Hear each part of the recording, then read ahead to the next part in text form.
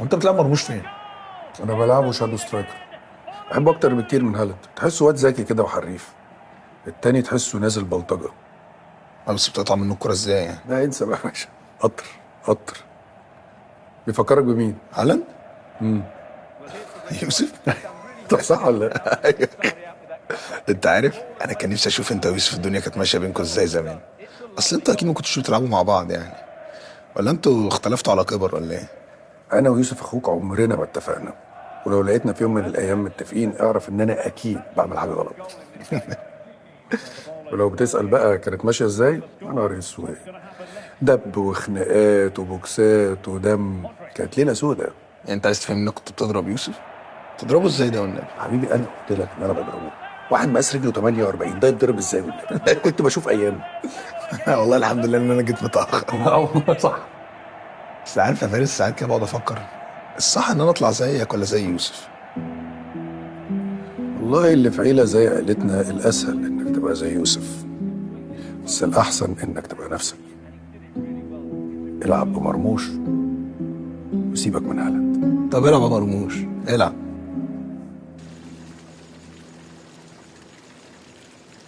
أنا قلقان أوي من موضوع حمل ليل ده.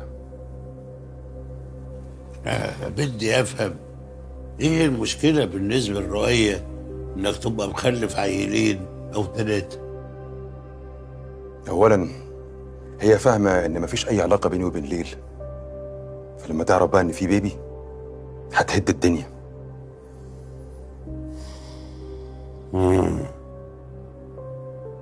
طبعا يفرق معاها قوي ان هي اللي جابت الولد ليوسف مش ليل.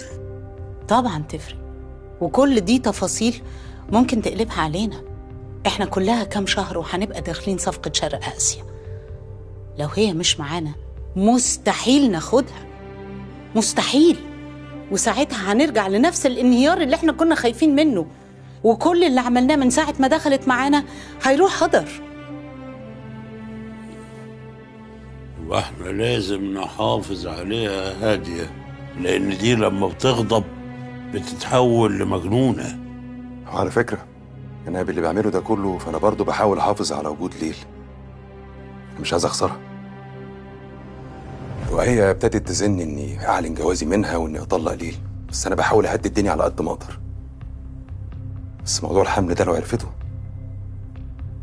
مش هتسمي علينا.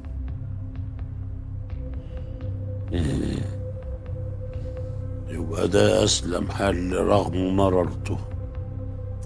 عموما انا اتكلمت مع دكتور وهيب وهو بيقول انه يعني واخد الموضوع معاها واحده واحده. اول ما ترجع من الجونه هوديها له.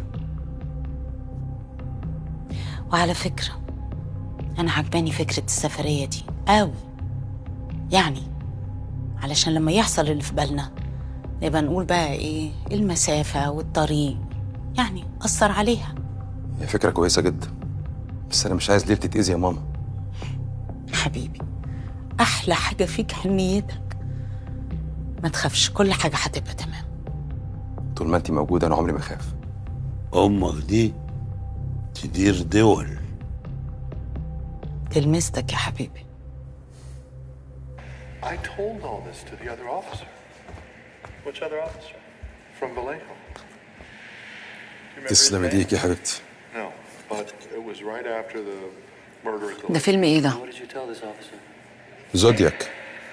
ده رومانسي؟ I told him طبعاً. that I'd gone to Salt Point that week. بيحكي عن قاتل بيقتل ناس كتير كده وبيسيب وراه ألغاز But I يعني. met a couple there.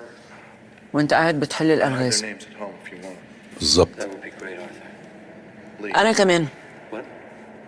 عندي لغز بحله. Nobody calls me Arthur. وإيه بقى اللغز ده؟ Also, فيش. that day when I came home, my name في واحده ست كلمتني النهارده وقالت لي انت ليلى الحسيني، قلت لها اه. راحت قافله السكه في وشي. Bill White. طب وإيه بقى اللغز في كده؟ تقدري تشوفي رقمها على فكرة على ترو كولر. ها؟ لا ما هو ده اللغز، انها بتكلمني برايفت نمبر. والله العظيم أنت فاضية أوي يا ريم. يا رب شوية مشاكل من دي يا رب. ربنا يبعد عنك اي مشاكل يا حبيبي، ما تشغلش بالك. انا طالعه انام. تصبح على خير. تيمنا.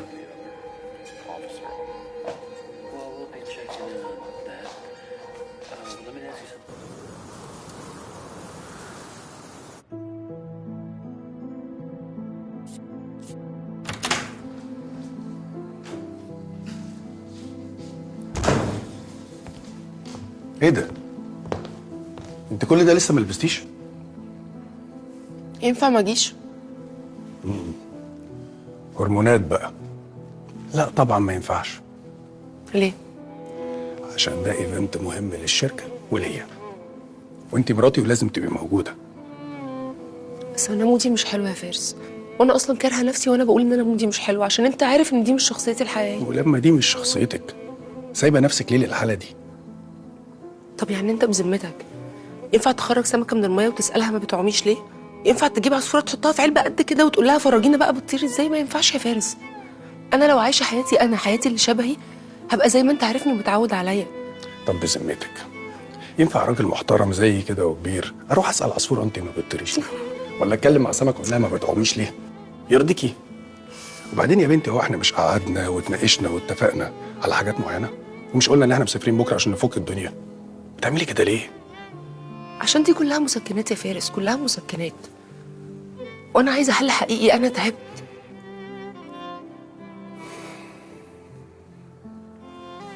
طيب انا لازم اروح دلوقتي عشان انا المفروض اللي هستقبل الناس.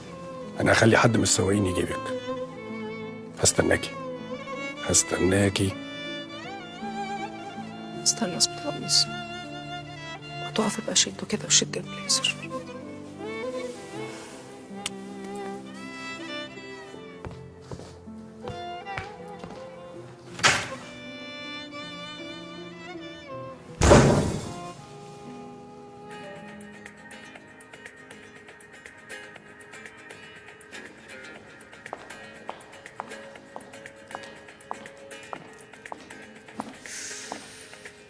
واو، امال انت فاكره ايه؟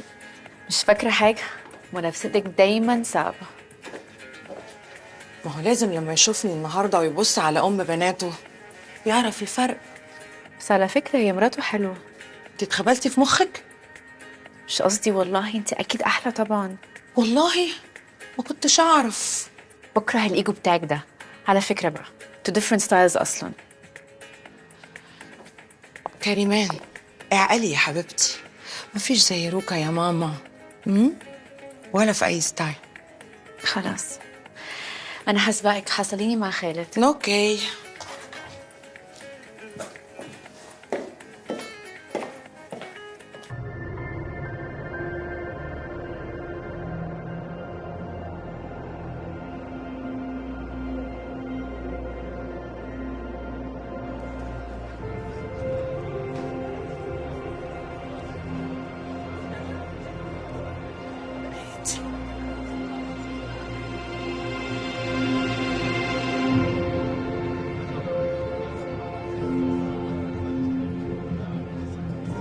الست الغريبة اللي اسمها عسكري دي بتعمل ايه هنا؟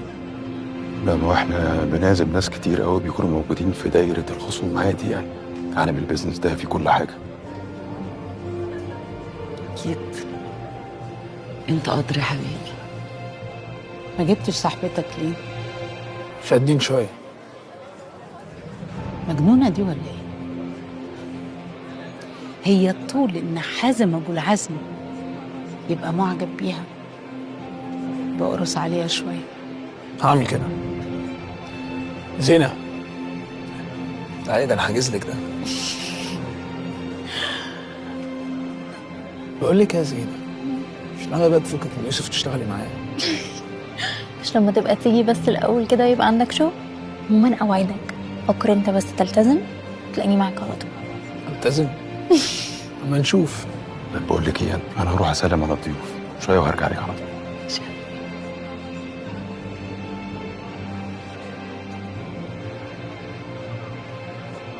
مساء الخير يا فندم. مساء الخير، نورت يا فندم. على فكرة خلي بالك من نظراتك، الناس بتاخد بالها. يا ريت بقى الناس كلها تاخد بالها، ولا فارق لي. عاملة ايه يا جوجو؟ الحمد لله يا حبيبي. في أي حاجة ناقصاكي؟ لا يا حبيبي، everything's perfect. منور. ايه بقى شو؟ مش عارفة لسه. أهلا أهلا.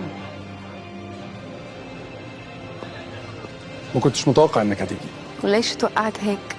هلا اللي بيني وبينك شغل، وانا كتير بحترم شغلي. بدأنا نتفق. نورت الايفنت. ثانك يو. بقول لك يا حازم، عايزك.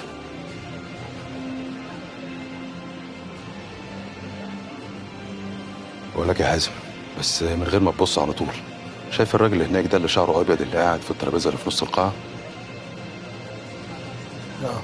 هو ده بقى عادل الاسدي، بيكرهنا مع انه ما اتعزمش، بس جه شفته بره وقلت لهم يدخلوه عادي، مع اني متاكد انه جاي النهارده يعمل حاجه.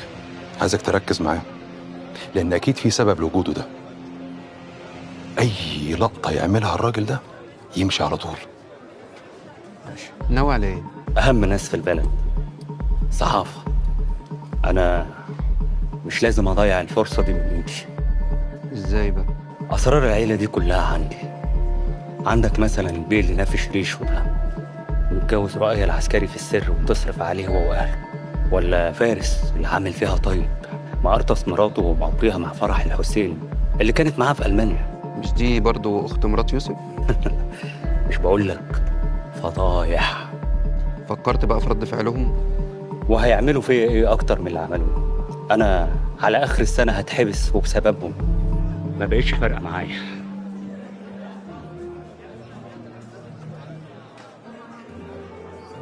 مساء الخير واهلا بيكم، بجد منورين ومبسوطين جدا بوجودكم النهارده معانا عشان نعرض لكم شغلنا الجديد في مجال الحديد والصلب Our latest innovation. ودلوقتي حابة أقدم لكم العضو المنتدب لشركة حديد أبو العزم، المهندس فارس أبو العزم.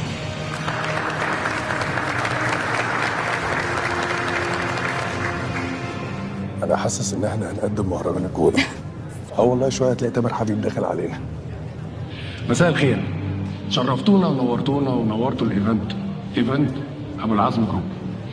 النهارده هنعرض لكم تجربة تفاعلية مختلفة باستخدام نظارات الVR اللي هتخليكم تشوفوا رحلتنا من بداية الإنتاج لحد المنتج النهائي. تجربة هتوريكم قوة الحديد في كل خطوة.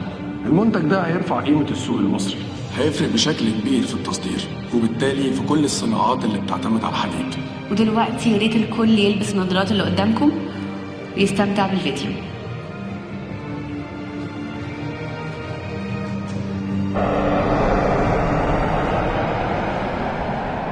بقول لك ايه؟ شكلهم عبيط جدا هم لابسين النظارات. بس اسكت ما تضحكنيش معايا. طب والله بجد شكلهم عبيط جدا. طب بص جميل شكله عامل ازاي؟ شبه العامل بتاع اللحام، عارفه؟ هي مين المذيعة دي؟ ولا أعرف، هي واحدة وخلاص.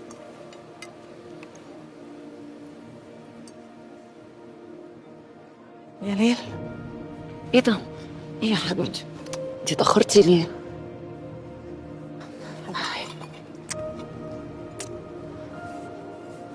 أنا ما كنتش جاية أصلا، بس جيت عشان ما يزعلش.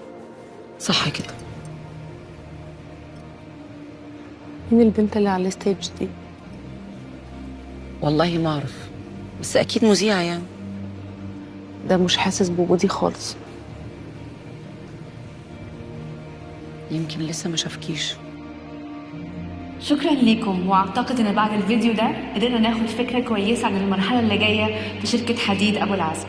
لحظه لو سمحت. انا عندي كلمتين عاوز اقولهم بخصوص البهوات يوسف وفارس ابو العزم.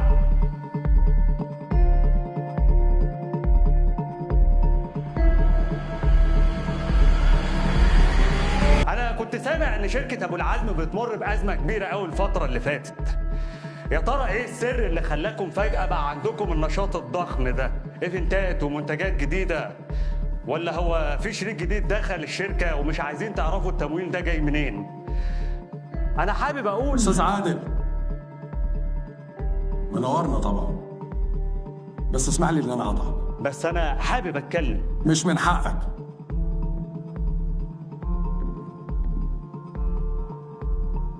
مش من حقك لان مفيش حد دعاك انك تتكلم اصلا، ولا اي حد دعاك انك تيجي هنا. بس انا ارد على حضرتك احتراما ليك مش اكتر. التمويل اللي حضرتك بتتكلم عنه جاي من استراتيجيه الشركه ومن نجاحنا في تطوير منتجاتنا. الاستثمارات بتيجي بشكل طبيعي لما يكون في رؤيه قويه زي اللي احنا بنقدمها بالظبط. النجاح هو اللي بيجذب الناس انها تتعامل معانا وتدعمنا، اتفضل ارتاح يا عادل بيه. اتفضل. في الحقيقة اتفضل لو سمحت.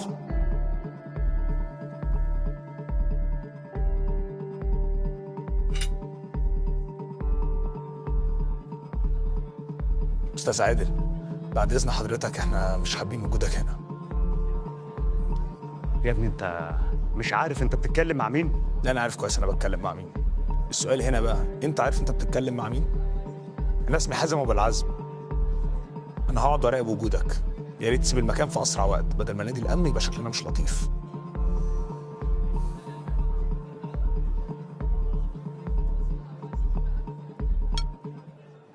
هضحك لي طبعا.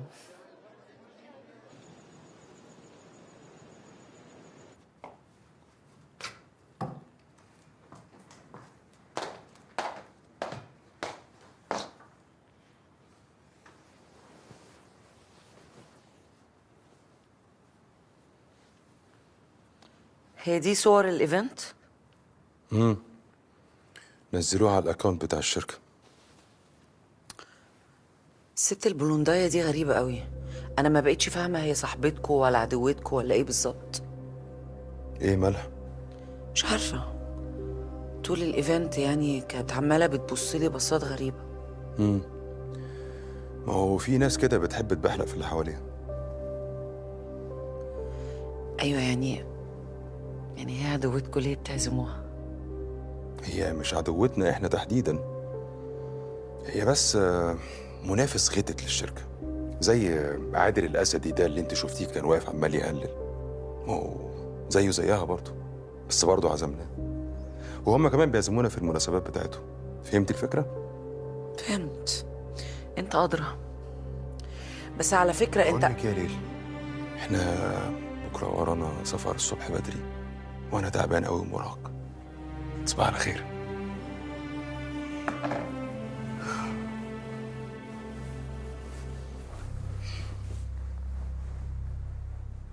وانت من اهله.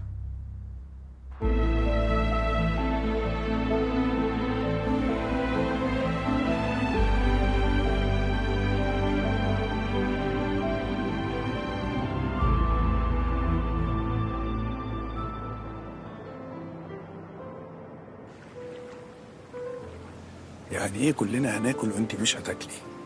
مش جعانه يا فارس، مش عايز، ماليش نفس. طب اطلب لك حاجه فيجن اكيد عندهم. لا انا هاخد ميه من فضلك. طيب شكرا، اتفضل. ايه يا بنتي، هي اللحمه اثرت معاكي في حاجه؟ لا ما اثرتش، بس ما بحبهاش.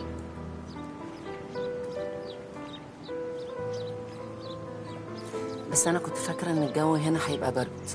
بتهيالي هيبرد بالليل شويه اكتر من كده. ده بالعكس، ده هيبقى حلو جدا. يا جماعه انا بحب الجونه حب. طب ما نعيش هنا، ايه رايك؟ هيحصل، والله هيحصل يوم ما ان شاء الله. بقابل. ايه ده؟ لا حول الله يا رب. انت ايه يا بنتي؟ لجنه الفرحه؟ مفيش فرحه تعدي من هنا. طب انا بقول بق تفاؤل، عديه. لا مش لجنه فرحه ولا حاجه يا فارس، بس انا من ساعه ما عشت معاك واتعلمت ابقى واقعيه. لا مش وقت واقعيه خالص، احنا جايين نتبسط. ها والله نفسي يا بنتي، بس في حاجات الواحد بيتمناها ما بتحصلش. ده انت مش لجنه، ده انت كمين.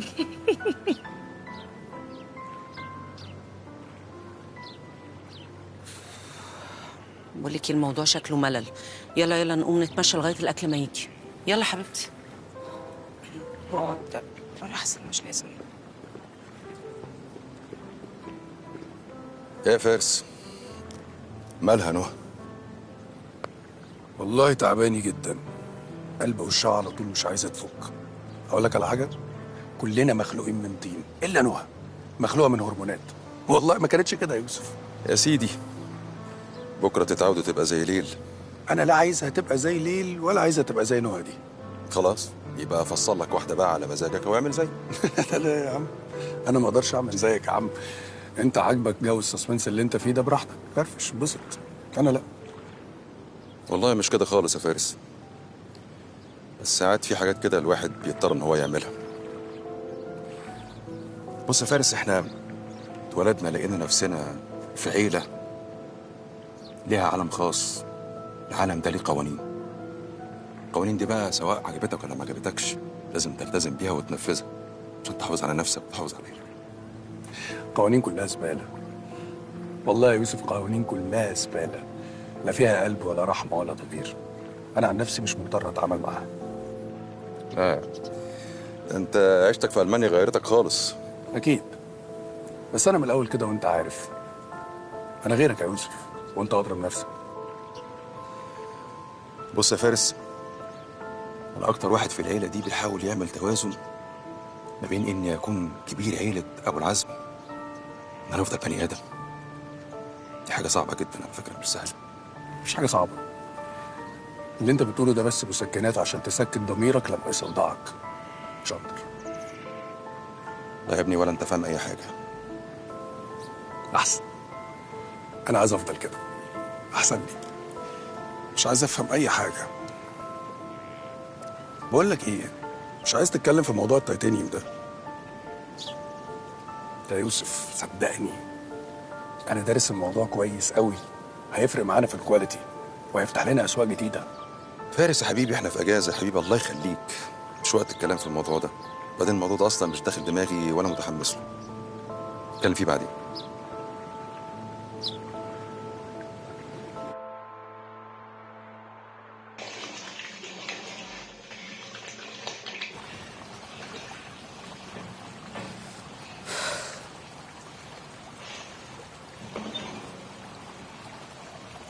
على فكرة أنا مليت من الفيلم ده، بس يعني لو انتوا تمام يعني تمام نكمل. ده فيلم حلو قوي يا ليل، هيعجبك. ماشي كملوا. طب ايه عايزه تعملي ايه؟ انا كمان زهقان جدا على فكره. ما تيجي نلعب لعبة؟ يلا يلا جدا. نلعب ايه؟ نلعب المنديل. منديل ايه؟ احنا مسافرين مع واحده عندها 13 سنه، انت تفرهدينا. وبعدين المنديل ده عايز عدد، مش كده ولا ايه؟ صح. طيب تعالوا نلعب كوتشينه.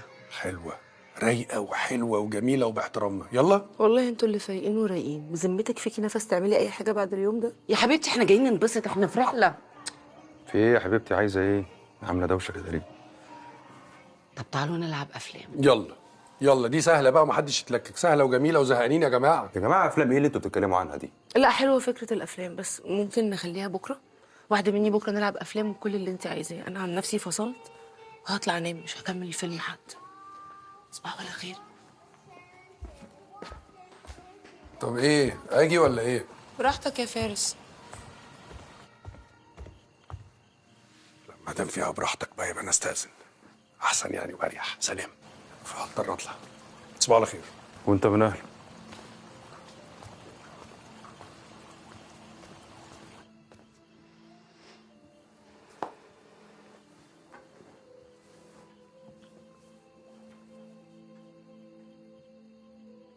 مالك بقى مكشره كده ليه؟ على فكره كلكم دمكم تقيل، وطبعا انت هتقولي انا كمان عايزه اطلع انام. ايوه لازم ننام بدري عشان ناخد اليوم بكره من اوله. ايه اللي هيحصل يوم بكره من اوله يعني لما ننام بدري؟ يعني ايه اللي هيحصل؟ لا حاجات كتير حلوه قوي. طيب انا هخرج اقعد شويه كده في الهواء لغايه ما تخلصي انت الطقوس بتاعتك بتاعت قبل النوم دي. ماشي يلا. ايه ده؟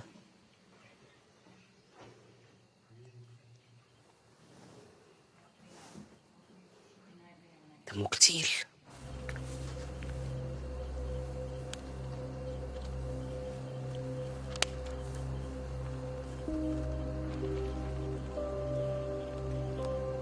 الهاتف المطلوب مغلق أو غير متاح. يمكنك إرسال رسالة صوتية.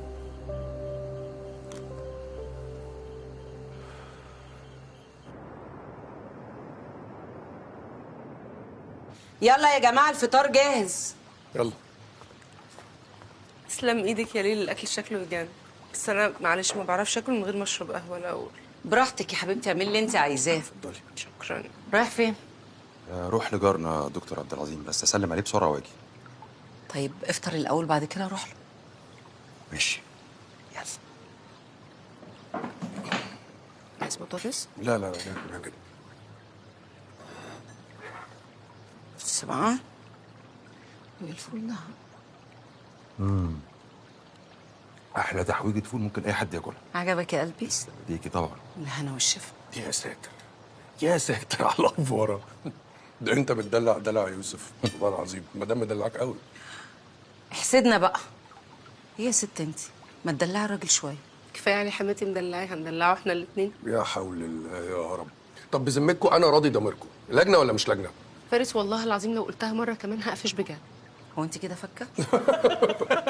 عاجبك؟ عاجبك يعني؟ انا مالي، انا ردي عليها ايه، انا مالي. عندك حق، انا دمي بقى يلطش. هحاول ابقى لذيذه بقيه السفريه، هحاول. والله يا نونو انا بهرج، والله ما تزعلي مني. انت براحتك. حياتي انا لازم ارد على المكالمه دي ضروري. لازم.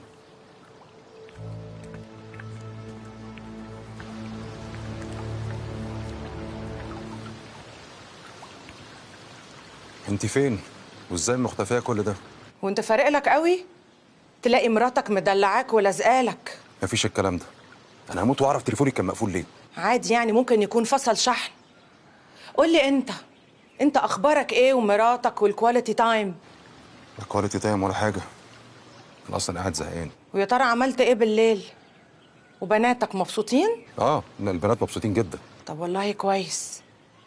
وقول لي يا ترى قاعد مع مين، او يعني كنت قاعد مع مين وبتعملوا ايه؟ انا قاعد لوحدي. طيب هبقى اكلمك تاني. في ايه؟ قمت فجأة ليه؟ مفيش، كنت بس بطمن على الاسعار. اصل الفتره دي في شويه لخبطه وانا لازم اتابع كل حاجه بنفسي اول باول. ماشي. طب احنا مش المفروض كنا هنتغدى على اليخت؟ طبعا، وكل حاجه جاهزه.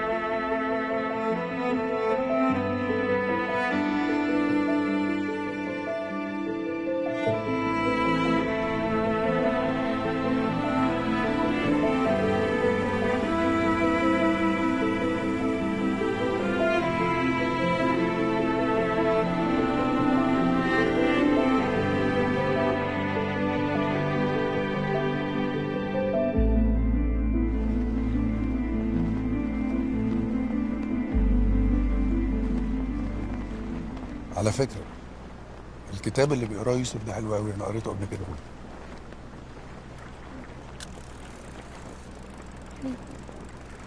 بالنسبه لي مش محتاجه اقرا كتاب يخليني ازاي اعرف اعيش حياه حلوه. دي يا بنت الغتاتة دي. انت لو قاريه كتب الغلاسه بتاعت الدنيا كلها مش هتبقي كده. والله العظيم ما غلاسه يا فارس، وانت عارف ان انا مش غلسه. بس انت اللي عامل فينا كده، انت اللي مصر تخلينا عايشين في واقع الغلاسه ده، واقع مش بتاعنا وحياه مش بتاعتنا. خليني ساكت احسن. خليني في الصيد. ياكش تطلع سمكه قرش تاكلنا كلنا ونخلص. انا برضه اللي غلسه؟ لو صدعت هقوم من الشمس.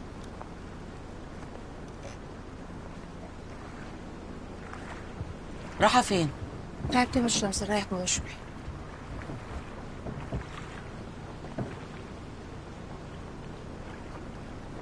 شكلها شدت مع فارس. نوها دي بقت مرهقه جدا. تو ماتش اللي بتعمله بصراحه. خلينا في نفسينا. مش عارفه ليه من ساعه ما احنا ما جينا وانا حاسه ان انت متوتر. لا خالص، يمكن عشان الشغل ولا حاجه. مش اي حاجه مهمه يعني. هي شغل ايه؟ احنا جايين اجازه عشان نفصل. طب ما احنا بنفصل اهو.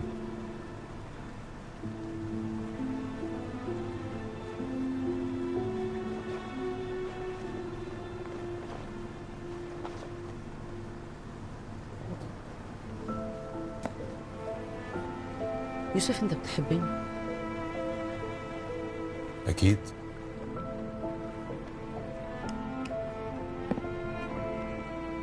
بجد؟ طبعا. طب ليه دايما ما بتقوليش الكلمه دي؟ وانا بقولها لك طول الوقت. على فكره الحب مش بالكلام، الحب بالمواقف والافعال. ايه ده؟ فارس شكله اصطاد سمكه كبيره وانا لازم اروح اساعده. ايه الاخبار؟ خد. ماشي.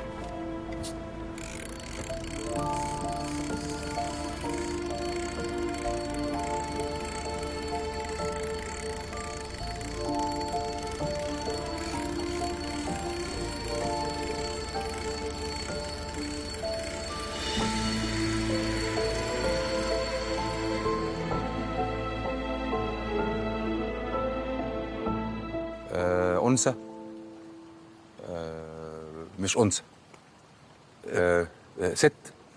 شكله هيعرف. ولا يعرف حاجه، ده ابيض. هيعرف والله ابيض، اسمها مني. ست امرأة. ماشي. طيب كلمة تانية، كلمة تانية. دايرة. ست أنثى. انت مالك عماله تتلوي كده ليه؟ بقول لك انثى تقولي لا، اقول لك ست تقولي اه. انت بتتعصب عليا ليه يا حبيبي بس؟ انت بتتعصب عليا ليه صحيح؟ والله انت اللي مش عارف. يا ابني انا متوتر اصلا. ها ايه يا يوسف؟ يلا يا حبيبي سهله قوي. يلا. تاني فازة. فازة. طب يلا فاضل 10 ثواني يلا. ثانيه واحده كده. فاضل 10 ثواني. وانت اصلا مش عارفه تمثلي. ايه ده؟ ايه ده قفش عليا؟ اسمها بدون كلام، ما تتكلميش، مثلي. يلا يلا يلا. ايه ده؟ هتجيبها سهله قوي. يلا يلا يا يوسف بقى. هو هيجيبها دلوقتي. يوسف يلا يلا. هو مش فاهم. لا بتتكلمي تاني اهو. سيدة الأقمار السوداء. قلت لك هيعرفوا كده. طب انت عرفتها لك. رد عليك. بس انا عارفه صحابك. انت لذيذ. عرفتها ازاي؟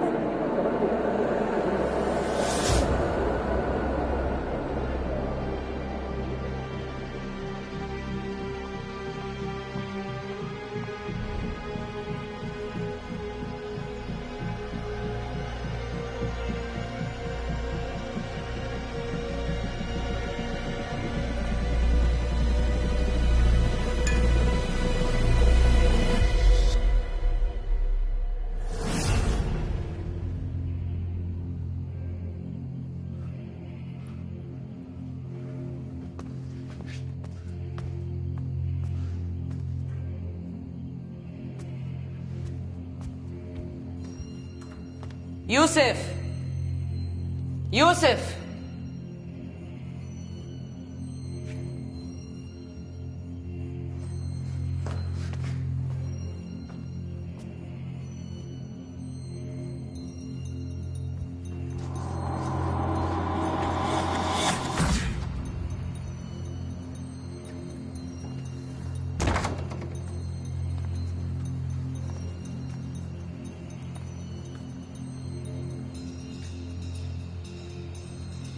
الهاتف المطلوب مغلق أو غير متاح. يمكنك إرسال رسالة صوتية عن طريق إضافة.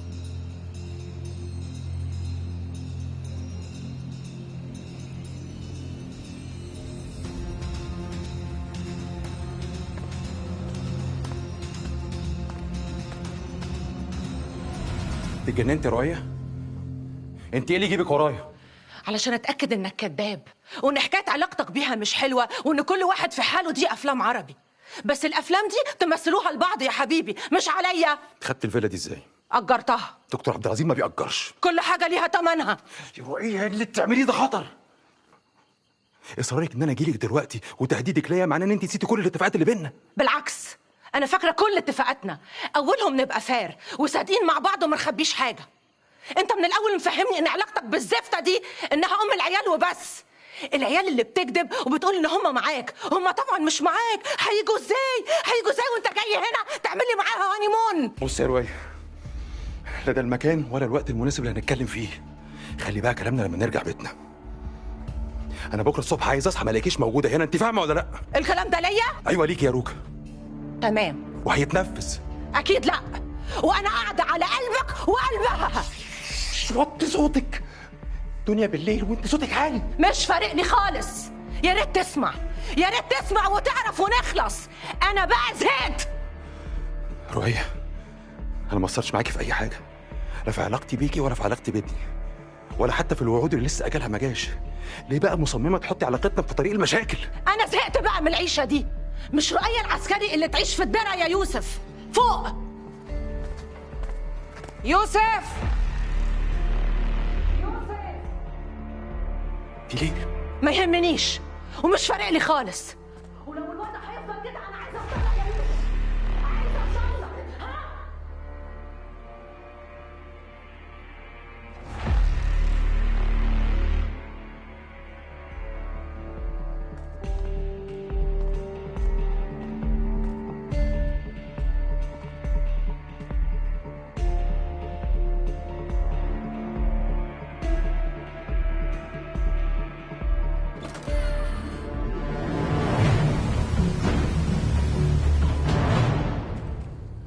ليل، ايه يا حبيبتي؟ ايه اللي جابك؟ في ايه مالك؟ واقفه كده عماله تندهي عليا كده ليه؟ ها؟ انا عايزه افهم هو في ايه بالظبط؟ في ايه؟ دكتور عبد العظيم ومراته بيتخانقوا وانا سمعتهم، دخلت عشان اصلح بينهم مش اكتر. بس انا سمعت ست جوه عماله بتقول انا عايزه اطلق يا يوسف. ايوه، انا لما كنت بحاول اهديها هي ردت عليا وقالت لي الكلام ده. بس هو مش غريبه ان انا ما سمعتش صوت دكتور عبد العظيم؟ تعالي نروح على البيت بس ونتكلم هناك. انت بتمسكني من دراعي جامد ليه يا يوسف؟ مسكتش دراعك ولا حاجه، انا كنت بقول لك تعالي نروح عادي يعني. طب انا عايزه افهم، هو دكتور عبد العظيم جوه؟ طب ناديله. جرى ايه يا ليل؟ في ايه؟ هي دي فيلة مين؟ فيلته. بس هل هو جوه؟ مش قادر اصدق سؤالك خالص يا ليل. هو انت يعني بتتهميني مثلا ان انا كنت قاعد جوه مع مرات دكتور عبد العظيم لوحدنا اللي هي قد امي؟ انت جننتي ولا ايه؟ على العموم الفيلا قدامك، خبطي عليهم واساليهم اسئلتك العبيطه دي.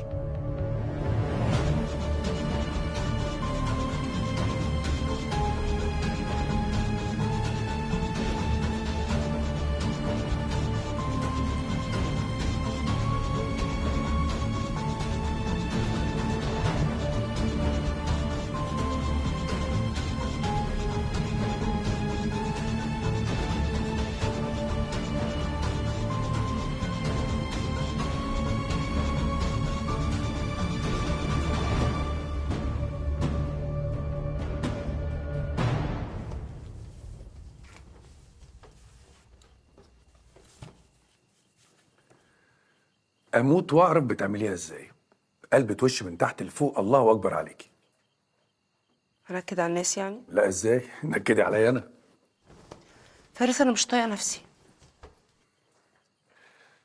ولما انت يا حبيبتي مش طايقه نفسك، احنا نطيقك ازاي؟ والله العظيم والله العظيم انا مفهومه هزار دلوقتي. وانت عارف ان انا مش نكديه، وان انا اكتر واحده بتحب الحياه وبتتبسط باقل حاجه. الله يسامحها بقى اللي سودت عليا حياتي ووترت لي اعصابي. طيب يا حبيبتي حطي نفسك مكاني، اعمل ايه؟ ايه الحل؟ انا مش هضحك على نفسي يا فارس. انا لما اتعرفت عليك في برلين اتعرفت عليك لوحدك واتجوزتك لوحدك، ما اتجوزتكش انت وعيلتك. واعتقد ان حياتنا كانت طبيعيه وماشيه زي الفل، وكنا في منتهى السعاده، وما كنتش نكديه زي ما بتقول. صح ولا مش صح؟ من ساعه ما رجعنا مصر كل حاجه اتلخبطت، كل حاجه باظت. مش ده اللي حصل؟ انا مش هقدر اكمل كده يا فارس، انا مش هقدر والله العظيم ما هقدر، وعارفه ان انا بقيت لا اطاق، بس انا حقيقي مش هقدر اكمل كده. انا هيحصل لي حاجه، وانا قلت لك الحل قبل كده، يا نمشي من بيت ابو العزم يا اما نطلع يا فارس. نامي نامي الله يبارك لك، نامي مش عبط بس.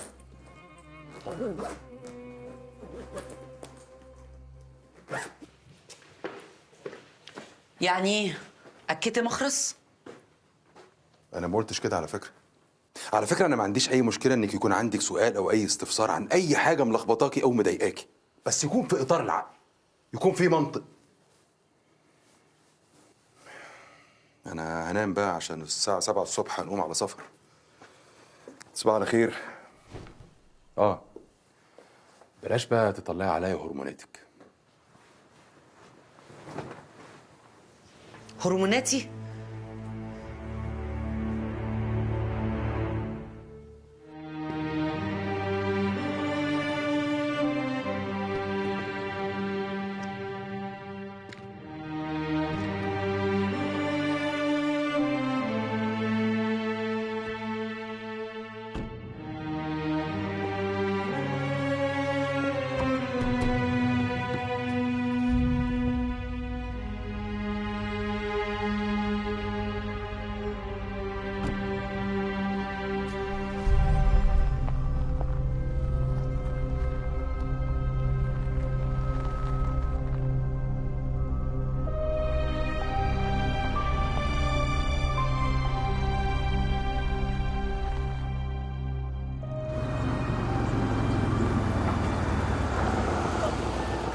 عايز ايه؟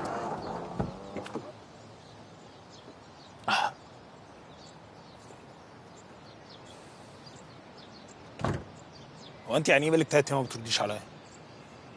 ويا ترى ده ما فهمكش اي حاجه؟ ما بردش عليك 3 ايام وانت متصل فوق ال100 مره، تفتكر ده معناه ايه؟ مش معناه اي حاجه، عشان كده انا جيت لان انا محتاج افهم. حازم، انا بنت مليون واحد يتمنى مني كلمه، وكلهم على فكره ولاد ناس برضو اغنياء، بس انا من وسط كل دول اخترتك انت، وقلت لك قبل كده وحذرتك انا مش بتخان، ولو اتخنت بختفي. ويظهر بقى انك افتكرت اني بقول اي كلام. يا ريت ما تتصلش بيا تاني ولا تخليني اشوفك بالطريقه دي تاني. استني. هو انت عايزه ترصي لي كل الكلام ده ومش عايزين نرد حتى؟ ما يهمنيش يا حبيبي اللي هتقوله، ان مهما قلت ده مش هيغير موقفي ناحيتك. انت خلاص موضوعك انتهى بالنسبه لي. ماشي مش مشكله، بس من حق ارد. اتفضل.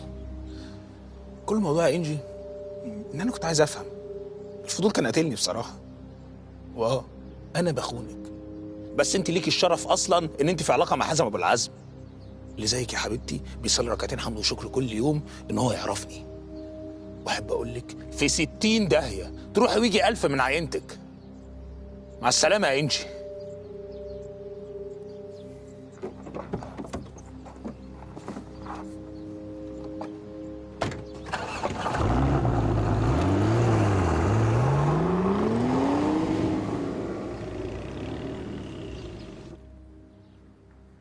انت ازاي يا ابني تعمل معاها كده؟ فاهمني؟ لا ده انا كمان قاعد بعمل لها بلوك من كل حته، عشان اللي هيتعوج عليا هستغل عوجته دي وهكسره، وزي ما ابوك بيقول الجزاء من جنس العمل. يا حبيبي الكلام اللي انت بتقوله ده لما تبقى على حق، بس مش دي الحقيقه وانت عارف. وبعدين انا فاكرك بتحبها. انا مش فاهم يعني يا فارس، هو انا لو بحبها ما ينفعش اعرف غيرها؟ هو انا بنت؟ لا يا حبيبي احنا ظالمينك فعلا، احنا اسفين. المفروض تبقى راجل وتحترم البنت اللي معاك عشان هي بنت ناس. وبعدين انا فاكرك داخل الموضوع بجد، بتهزر ليه دلوقتي؟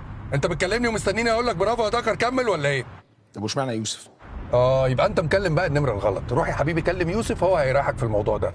يا معلم انا مش قصدي يعني، بس انا اقصد ان انا بعد اللي عملته ده لو انجي رجعت يبقى انا سيطرت العمر كله، ولو ما رجعتش بقى بتناطح وما تنفعنيش من الاول اساسا.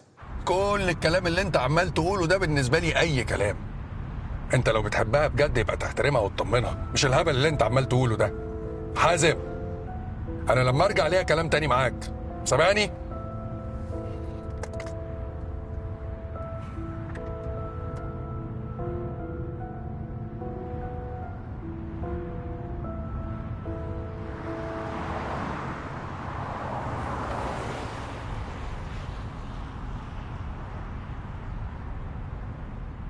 ايه مالك؟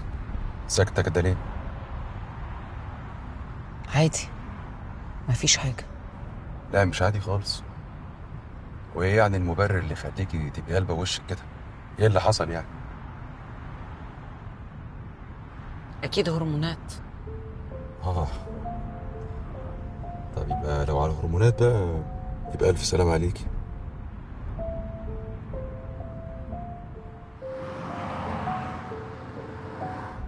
عاجبني قوي النصايح اللي انت عمال تديها لاخوك، والطريقه اللي المفروض يعمل بيها صاحبته وازاي يريحها ويطمنها. يا ترى بقى النصايح دي بتنفع مع المتجوزين كمان ولا ما بتنفعش؟ والنبي بقى سيبك من التلقيح ده وتعالي نتكلم بصراحه. انت دلوقتي واحده عايزه تطلقي بكل سهوله لمجرد ان في خلافات ما بينك وما بين امي، ودي حاجات بتحصل في كل بيت وانت عارفه ده يا نهى. انما ازاي؟ لا طبعا انا مش قادره، مش عايزه وجع دماغ، فكلكم باي باي، يلا باي باي. هل ده ينفع؟ ده يصح؟ والنبي بلاش طريقه قلب الترابيزه دي، انا ما بحبهاش. انت عارف كويس قوي مين السبب في اللي احنا فيه ده. انا عملت كل اللي عليا وزياده يا فارس، انا ما عنديش اي غلط. لا عندك. وبعدين يا حبيبتي انا بحاول احل الموضوع بالعقل.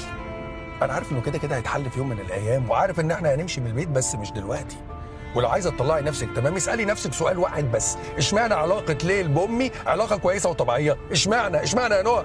عشان انا زفت يا سيدي. انا اكبر غلطه انت غلطتها في حياتك، ما تريح نفسك وتريحني وتطلعني.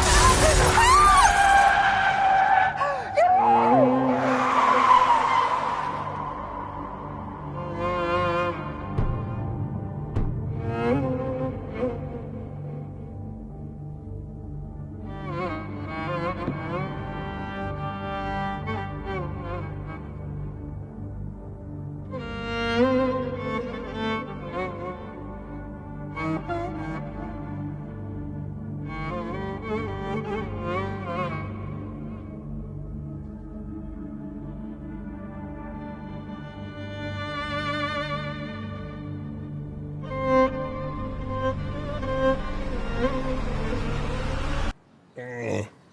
بالشفا بالشفا يا حبيبي. عايزك تتجدعن بقى اكتر من كده شويه. ده اخري. معلش يا جلال، انا خلاص حاسس ان العظمه كبرت وكأني عايش في الدنيا دي مقاوحه وتنامه. بشر انت لسه بعفيدك، وعقلك ده يوزن بلد. انا محتاجه عقلك ده، مش انا بس، انا والولاد محتاجين عقلك. ايه ده؟ دي زينة سكرتيرة يوسف، عايزة ايه دي؟ الو؟ ايه؟ انت بتقولي ايه؟ ايه؟ فارس اغمى عليه بعد الحادثه بس هو كويس دلوقتي. هو واقف على رجليه؟ واقف على رجله الحمد لله. ليل برضه لما جابوها هنا اغمى عليها وعلقوا لها محاليل. ها؟ سقطت؟ لا هي الحمد لله كويسه. المشكله عندنا في نهى، شاكين في نزيف داخلي وارتجاج في المخ، وضعها مش كويس خالص. المهم اخواتك، المهم عندي اخواتك بخير. لا الحمد لله كويسين. الحمد لله على السلامة يا حبيبتي. أنا روح ردت فيا لما عرفت إن أنت بخير. تخافش عليا يا جد حبيبي، أنا كويسة. طب والبيبي الحمد لله تمام؟ الحمد لله كله تمام، كله هيبقى كويس إن شاء الله. إن شاء الله يا حبيبي إن شاء الله. هي نهى وفارس عاملين إيه يا ماما؟ نهى في الرعاية المركزة، ربنا يستر عليها. وفارس كويس. لا فارس برضو متعور. أيوة بس هي حالتها خطيرة. ربنا يستر يا رب، يقومها بالسلامة يا رب يا رب. الحادثة كانت صعبة قوي يا ماما. فرح روحي اطمني على نهى. خليكي أنا هروح. يا ماما أنا هروح. خليكي انت يا ماما جنبي، اقعدي. حاضر يا حبيبتي. يعني ايه؟ بنتي راحت فين يا فارس؟ نهى كده خلاص؟ لا ربنا كبير. طب عايزة أدخل، عايزة أشوفها. أنا قلت لهم إن حضرتك عايزة تبصي عليها، بس هم قالوا لي ما ينفعش حد يدخل دلوقتي، لازم نستنى شوية. لا سمح، قولي حاجة عن نهى، أنا مامتها. انا ما اعرفش عنها اي حاجه يا فندم. الدكاتره عندها جوه وان شاء الله خير، ادعي لها. يا رب. طب خليني أبص عليها دقيقتين بس والنبي، دقيقتين. حاضر بس مش هنطول. حاضر. اتفضلي يا فندم. حاضر.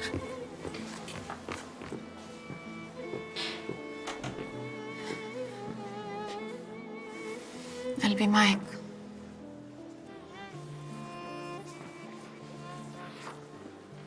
من أول ما عرفت والله كنت هتجنن واطمن عليك.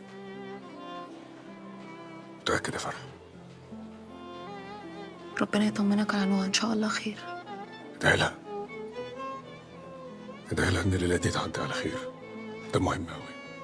هتعدي بس أنا معاك، لو محتاج أي حاجة بجد أنا موجودة، أنت عارف ده مش كده؟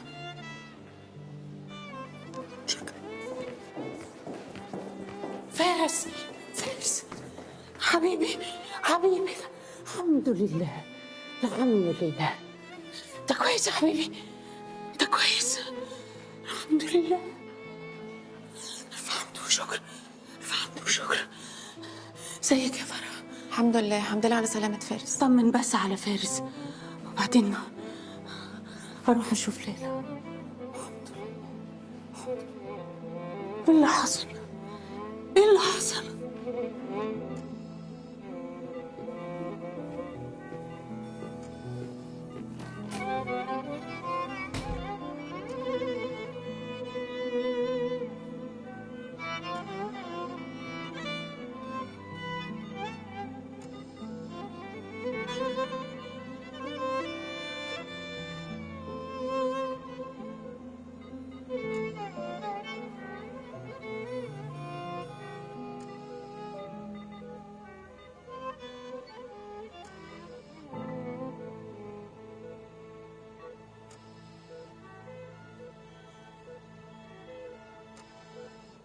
أنا كنت جاية مرعوبة لا تكونوا مخبيين عليا حاجة.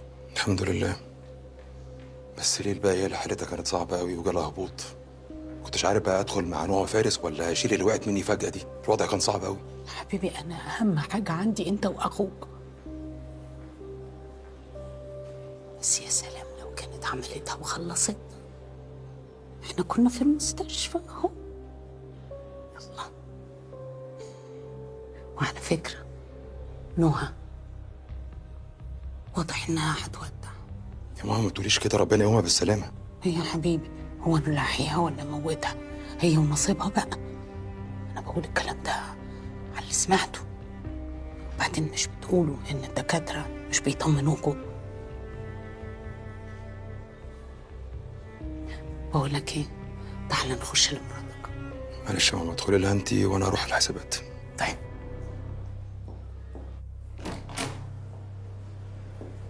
مساء الخير. اهلا يا إدريس. اهلا يا الهام. اهلا. ازيك يا رؤوف بيه؟ ازيك يا حبيبتي؟ الف حمد لله على السلامه. الف حمد لله على السلامه. الله يسلمك يا جوجو. تلاقيكي بس اتوترتي شويه. الف حمد لله على السلامه. انا بس قلقانه على نهى، حد يطمني عليها يا جماعه. يا حبيبتي انت خليكي في نفسك، انت عامل، هي ربنا يتولاها. بصي الدكتور طمني وقال لي انك ممكن تخرجي يوم ولا 2 واخدك نروح للدكتور وهيب نطمن على البيبي. ايوه انا عايزه اعمل كده. ماما انا لسه كنت بقول لك على جوجو. والله العظيم عماله تقول انا عايزه جوجو، هي اللي بتحرك الدنيا. والله هي مش بتطمن بجد غير وانتي موجوده، والصراحه مش هي بس، احنا كلنا. حبيبتي ان شاء الله كله هيبقى تمام ان شاء الله. حبيبه قلبي اطمني، انا معاكي.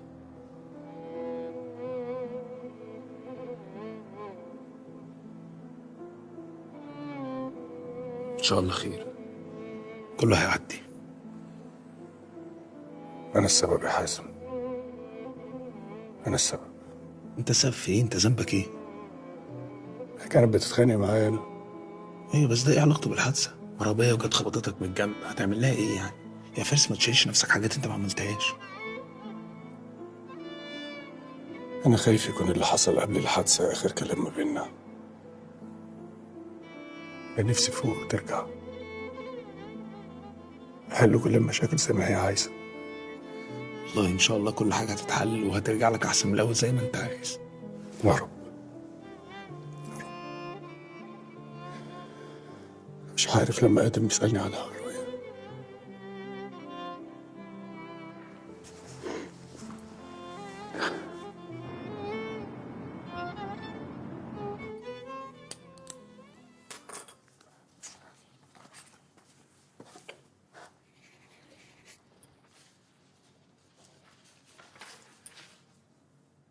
استني ما تمضيش. انت شفتي انت بتمضي ايه؟ لا ما بصيتش، بس انت قلت لي امضي.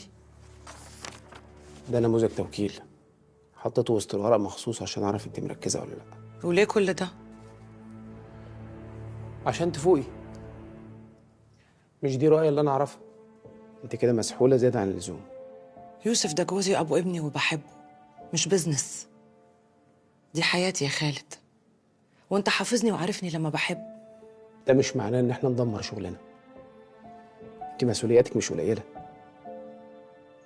اخلص بس من اللي اسمها ليل دي وكله يبقى تمام.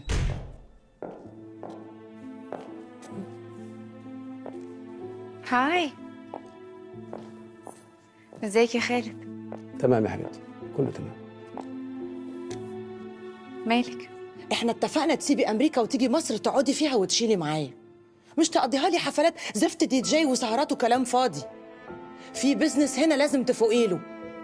روكا، ليه تفتحي نفسي على حيانا شويه؟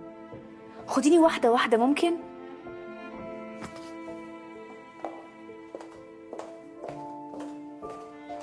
ايه بتعملوا ده؟ روكا مش في حالتها الطبيعيه خالص. موضوع يوسف ده ضاغط عليها قوي، وحقيقي هي محتاجه لك في الشغل وفي حياتها عموما. يا رب ما كنتش غلطت اني رجعت. انت عرفتي بموضوع الحادثه؟ حادثه ايه؟ البنات ناموا. انا لغايه دلوقتي مش مصدقه اللي حصل. انا مصدومه. مسكين فارس، لو نوغة راحت انا مش عارف هو هيعمل ايه. بعد الشر، هو انتوا كلكم بتتكلموا ليه كأنه مفيش امل؟ الحالة صعبة يا ليل، مش سهلة خالص. مين بيكلمك؟ دي زينة، أكيد تلاقيها عايزة تطمن ولا حاجة. طب ما ترد عليه. لا أنا مفيهاش دماغ أرد على حد دلوقتي خالص. أنا هقوم أغير هدومي. واخد معاك التليفون ليه؟ قلقان من ايه؟ هو في إيه يا ليل؟ جرالك إيه؟ ما أعمل اللي أنا عايزه. هو أنا تحت المراقبة؟ هو أنت بتزعقلي ليه؟ لأن طول الوقت بقيت محطوط في حتة الراجل المشكوك فيه. لو تليفوني رن تسأليني مين اللي بيكلمني. لو مش عايز أرد يبقى أنا خايف أرد قدامك. لو خدت تليفوني معايا يبقى أكيد أنا خايف لا تمسكيه. هو في إيه يا ليل؟ عيب! الناس بتكبر بتعقل، مش تكبر تخيب. أنا آسفة.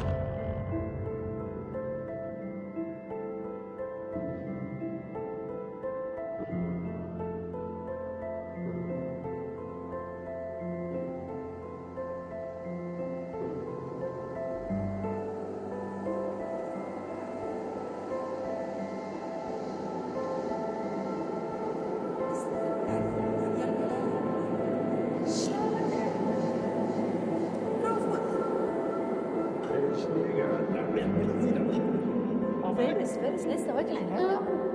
انت لسه واكل يا ادم؟ ايوه. طب بتلعب معايا فايت ليه؟ بتلبسني ليه؟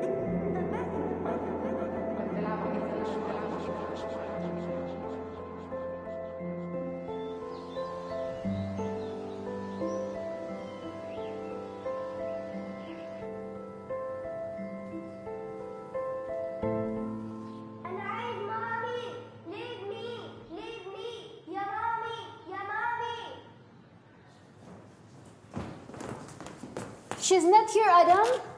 ايه يا حبيبي؟ ايه في ايه؟ بس ايه في ايه؟ جينا مش عايزانا نخش المول. مامي مش جوه يا حبيبي. امال هي فين؟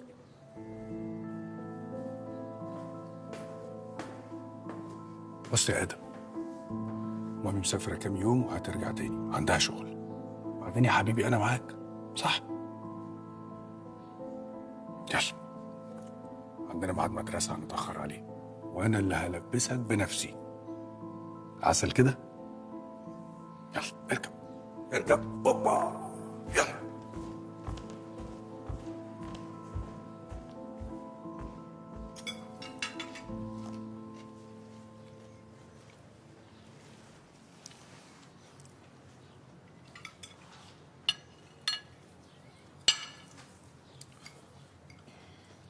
بقول لك ايه؟ ما تتكلم مع البنات شويه، انت ما بتتكلمش معاهم خالص. طيب ماشي. ازيكم يا بنات؟ ايه يا ساره، اخبار المدرسه ايه؟ هي صعبة. وانت يا نور، اخبار المدرسه ايه؟ كويسة. طيب تمام.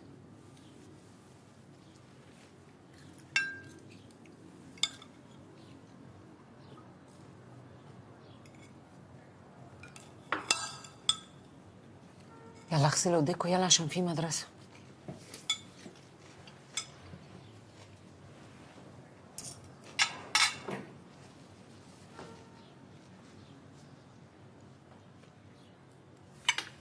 هو انت كده اتكلمت معاهم؟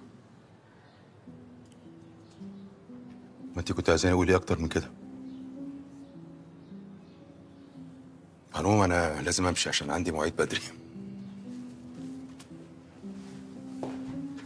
هتتاخر؟ بس انا بعد ما اخلص المواعيد اللي عندي هعدي على عادل ثابت صاحبي، عشان عنده شويه مشاكل كده ولازم احلها له. هو عادل ده على طول عنده مشاكل وعلى طول انت اللي بتحلها له؟ هو في ايه؟ ايه نظام التحيات الجديد ده؟ انا زهقت.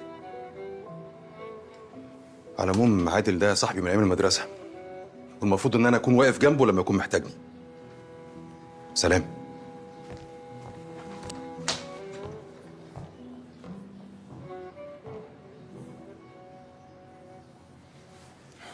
دخل ايدك معايا بقى. هو انت قد تخنت ولا ايه اللي حصل وايه الكرش ده؟ فراس. نعم. مش ده اللبس. مش ده اللبس ازاي يا حبيبي؟ مش ده اللبس ازاي؟ ما اسم المدرسه مكتوب اهو. هو اسم المدرسه ايه؟ بيزي بيز. طب انت انا في بيدي بيدي مكتوب اهو بيدي بيدي. بيدي بيدي ولا مش بيدي بيدي؟ بيزي بيز. طيب ده من السنة اللي فاتت. يا حبيبي بقى السنه اللي فاتت، السنه دي البسه وخلاص. ابوس ايدك. جينا. Yes, sir. Where is Adam's uniform? I don't know. Madam only know where it is. I have no idea. ولا انت فاهمه حاجه. اتفضلي اتفضلي. اكيد هنلاقي لك حاجه تلبسها. ومش ده البنطلون. كمان مش ده البنطلون. امال فين البنطلون يا ادم؟ معرفش. نكتشف بقى مع بعض. مبربر وحالتك نيله. ما بربر بس.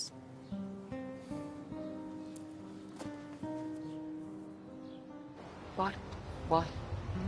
سندوتشاتك في الشنطه، اوعى تنسى تاكلها. يلا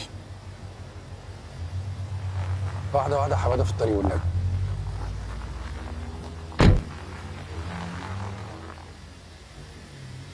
صباح الخير. صباح الخير. كويس ان انت رجعت حماده السواق عشان ادم متعود عليه. في اي اخبار؟ زي ما هي. انا دلوقتي هطلع اغير عشان اروح المستشفى افهم ايه الموضوع. ربنا معاك والله يا فارس. انا بدعي لنهى ليل نهار. ربنا يخليك يا ليل. ادعي لها والنبي. ربنا يقومها بالسلامه يا رب. وادم عامل ايه؟ هاريني اسئله على نهى والله. زي ما يكون قلبه حاسس. انا كمان مش عارف اعمل ايه. انا حاسس ان انا متلخبط جدا معاه. ده غير طبعا ان جينا انت عارفه ولا كانها موجوده في الضياع. طب بص، روح انت المستشفى ولما يرجع المدرسه هخليه معايا، ما تقلقش. والله يعني كتر الف خيرك. انا مش عايزاك بس تشيل اي هم خالص. ادم ابني وهو بيحبني وبيحب البنات، وانا هقعد معاه في اوضته. يعني شويه عندكم وشويه عندي، ما تقلقش. انا متشكر قوي يا ليل. مش عارف اشكرك ازاي. بس على ايه بس؟ انا بس بعد اذنك يعني لما اكلمك ممكن تطمني على نهى. اكيد. بعد اذنك.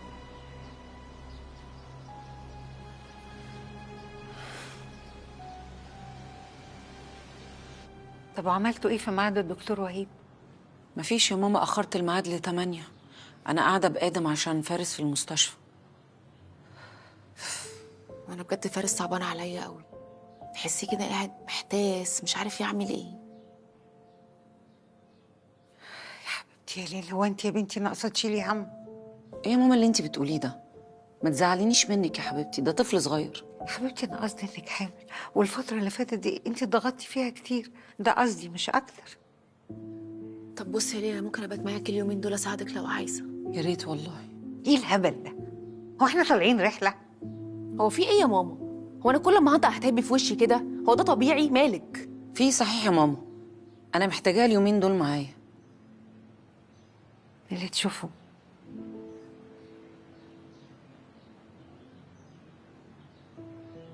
كل مرة لما كنت باجي اشكيلك كنت ببقى متأكد انك سامعاني، حاسة بيا. طب اروح اشتكي لمين دلوقتي يا نهى؟ هروح لمين؟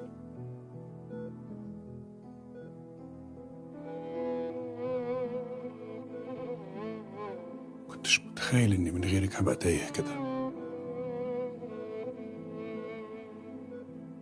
قومي، ادم محتاج لك.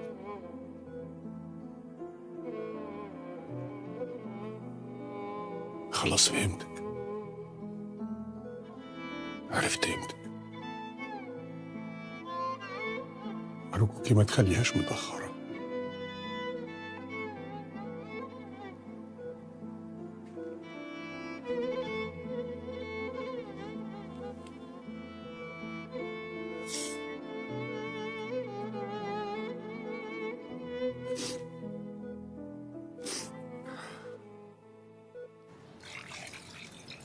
هيعجبك النوع ده قوي.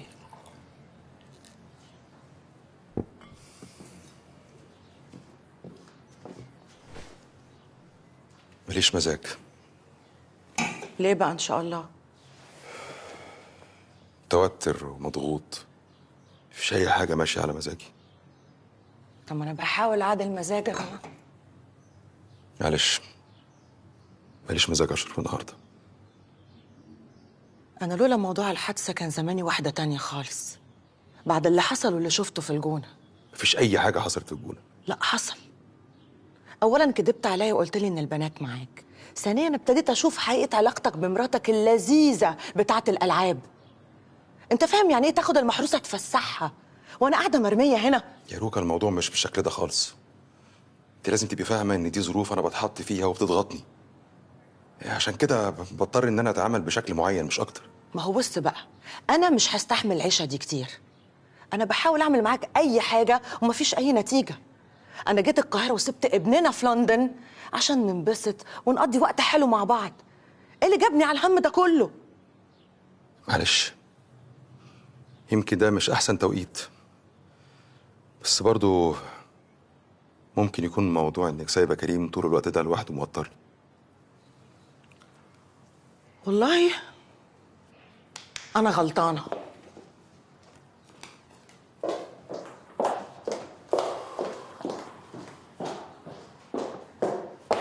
في ايه؟ اهو عندك اساليه.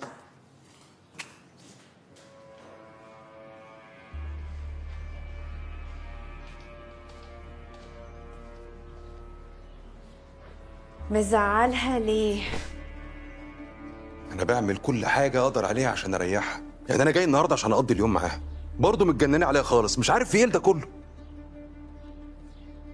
زهقت يا باشا، طبيعي. انت عارف شخصية روكا، الوضع ده مش شبهها خالص. انصحك واعتبرني زي اختك، لازم تلاقي حل بسرعة. هو اخبار مراد فارس ايه؟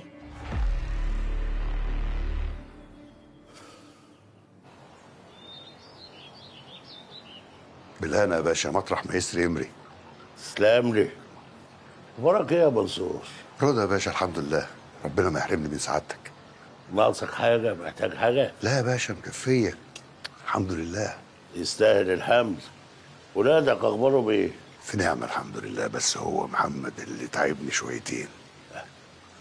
لازم تتعب يا منصور عشان محمد ده الولد. ما هو عشان كده بقول لسعادتك انه تعبني.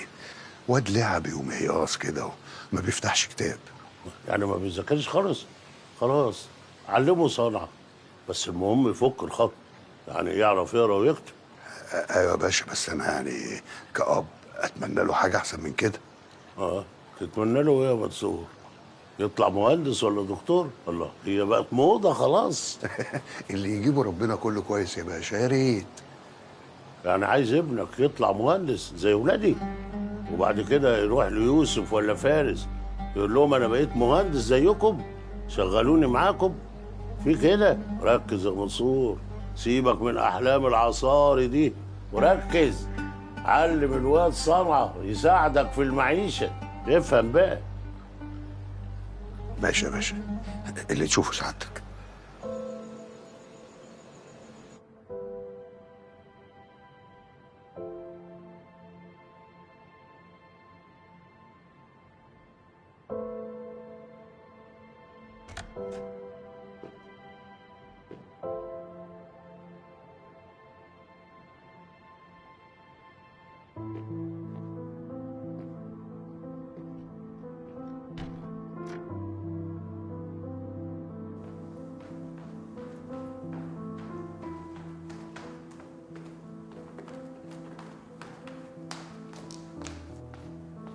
ازيك يا فارس؟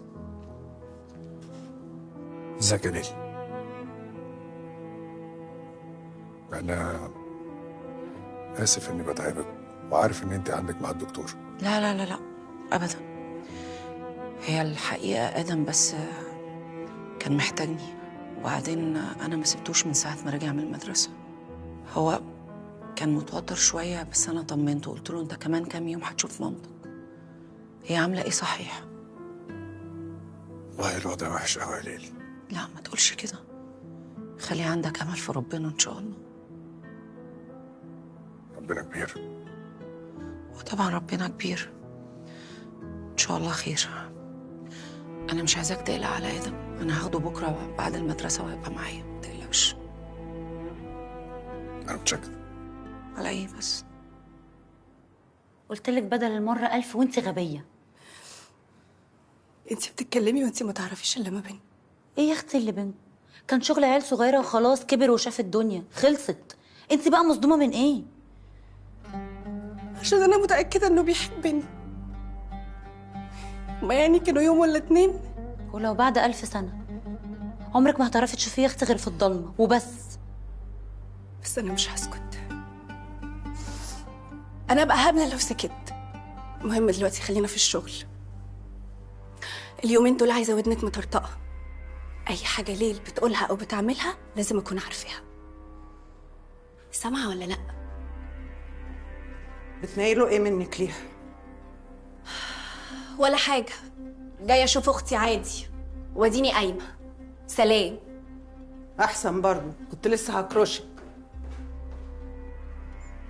بقول لك ايه، الهانم بتقول لك فتحي ودانك اليومين دول كويس قوي، وما تقوليلناش المعلومه اللي على كيفك وبس.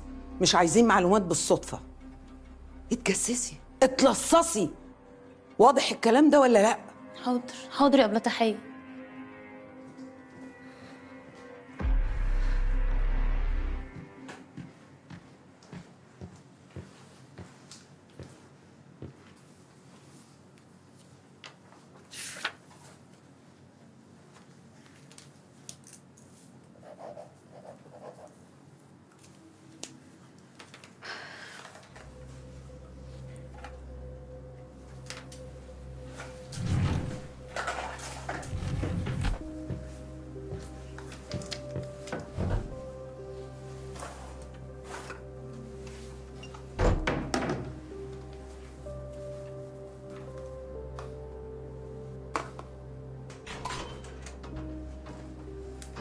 مساء الخير يا سناء. مساء الخير يا دكتور. لسه مدام ليل ما وصلتش. ما هم اتصلوا بيا وانا جاي في الطريق. اوكي. انا طلعت لحضرتك حقنة البروجسترون صح كده؟ لا انا هديها حاجه تانية. تمام. اوكي. برضو كان في حقنة الميثوتريكسيت هنا بتاعت الاجهاض، دي انا شلتها. لا الحقنه دي انا شايلها لواحد جاري، هو عنده مرض مناعي والحقنه دي هو مش لاقيها في السوق، عشان كده انا هديها له. وانت شلتيها فين؟ في الدرج يا دكتور. اهلا يا وهيب. اهلا وسهلا، اتفضلي. اهلا وسهلا، اتفضلي. اتفضلي يا مدام ليه. ازيك يا دكتور؟ الحمد لله. اسفة نزلناك مخصوص. ابدا، ده انا تحت امركم. بعدين انت عارفه العياده جنب البيت. اوعى تنسى تسلم لي على سهام. هي كمان بتسلم عليكي قوي. مدام ليل طمنيني، عامله ايه؟ دكتور انا ساعات كده بيجيلي الام وفي تقلصات في بطني وفي احساس كده بالقيء، وبعدين الشعور ده دلوقتي عندي. في نزيف؟ لا الحمد لله. الحمد لله. خير ان شاء الله. انا عارف يا مدام ليل ان انت متاثره بالحادثه والظروف الصعبه اللي انت مريتي بيها. جلال قالتي. هو الموضوع كان صعب قوي بصراحه. نعم انا عارف ان هو صعب. خدي بالك الحاجات دي بتبقى مش كويسه على الحمل، عشان كده احنا هنكشف وهندي حقنه تثبيت تاني هتساعدك كتير. اتفضلي. سناء معاك. اتفضلي.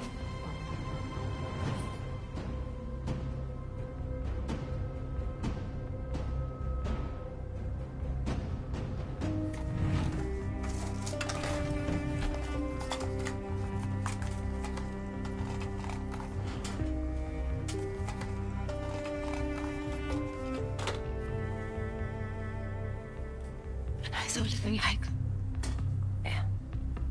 سناء روح انت دلوقتي. حاضر. طبعا احنا كويسين مش وحشين، بس هنحتاج ناخد حقنة تثبيت كمان عشان هتساعدنا كتير.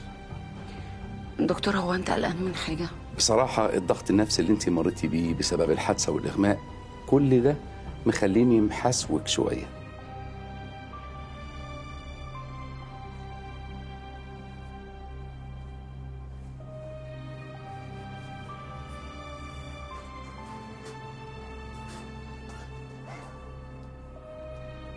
بالشفا يا حبيبتي. شفتي بقى انه كان مهم ان احنا نيجي عند الدكتور وهيب؟ الحمد لله. ان شاء الله يبقى بيبي زي القمر، زي مامته. ربنا يخليكي ليا يا رب.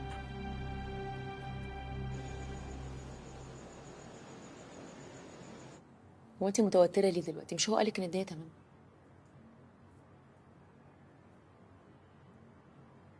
انت مسحوله في ايه؟ استني بس، في ناس كتير بعتني على الفيسبوك بيسألوا عليا، ما كنتش واخدة بالي فبرد عليهم. نهار اسود. في ايه؟ يا لهوي، صاحب يوسف عادل ثابت مات. عادل ثابت مين؟ يا حبيبي عادل ده كان رايح له النهارده عشان مشكلة، اخته لسه منزلها دلوقتي. طب كلمي يوسف كده شوفي عرف ولا لسه. يا حبيبي عادل لسه صغير. ياه، لو تفضلي رايقة وهادية كده على طول. وحياتك بإيدك، انت اللي مش عايز تفهم انك لو بقيت ليا لوحدي حياتك كلها هتكون مختلفة.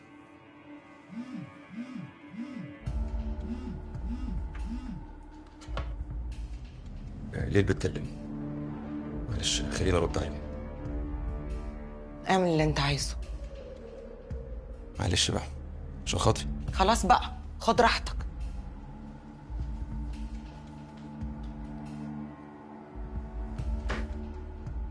الو. ايه يا يوسف؟ ايه يا حبيبي؟ ايوه يا ليل. انت فين؟ انا لسه داخل عند عادل ثابت صاحبي، قاعدين بنتكلم. تتكلم انت ومين؟ انا وعادل ثابت. هو عادل كويس؟ ايه معناه بقى السؤال ده؟ انت دلوقتي بتقول ان انت معاه ازاي؟ في يا ليل، والله العظيم عيب اللي انت بتقوليه ده، الراجل قاعد قدامي اهو بيكلمني في موضوع صعب. صعب ازاي اذا كان الراجل نفسه راح خلاص مات؟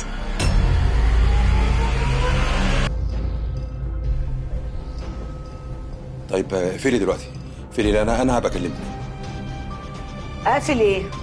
انت فين يا يوسف؟ يا يوسف، يوسف، الو.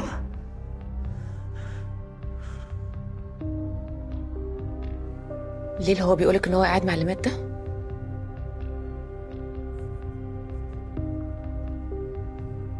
انا عارفه انه بيخوني، انا عارفه. هو ربنا عايز يكشفهولي،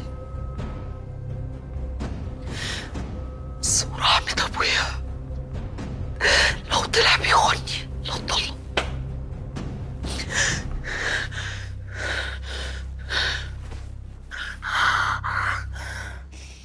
ويعني انت فقري قوي كده ما لقيتش الا ده تقول انك عنده؟ يعني كان يخطر على بالي ان على حظ امي كان هيموت النهارده؟ طب وهي عرفت منين؟ اكيد من فيسبوك. لازم اعرف هو مات امتى بالظبط.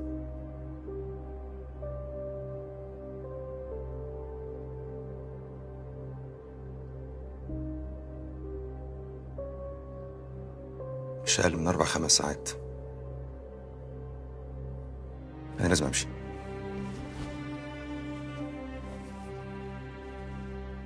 يا بنتي بطلي عياط.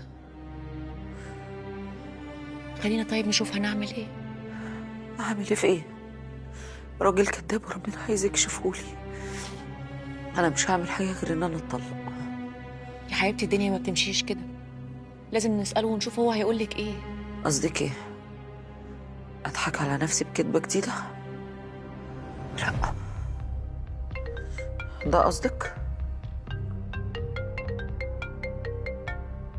حماتك بتتصل. مش هرد عليها. طب انت بتفكري في ايه؟ عايزه اخد بناتي وحاجتي واروح عند ماما. انا مش هبات في البيت هنا. يا حبيبتي الدنيا مش سهله قوي كده. مش فارق معايا، اهم حاجه كرامتي فوق اي اعتبار.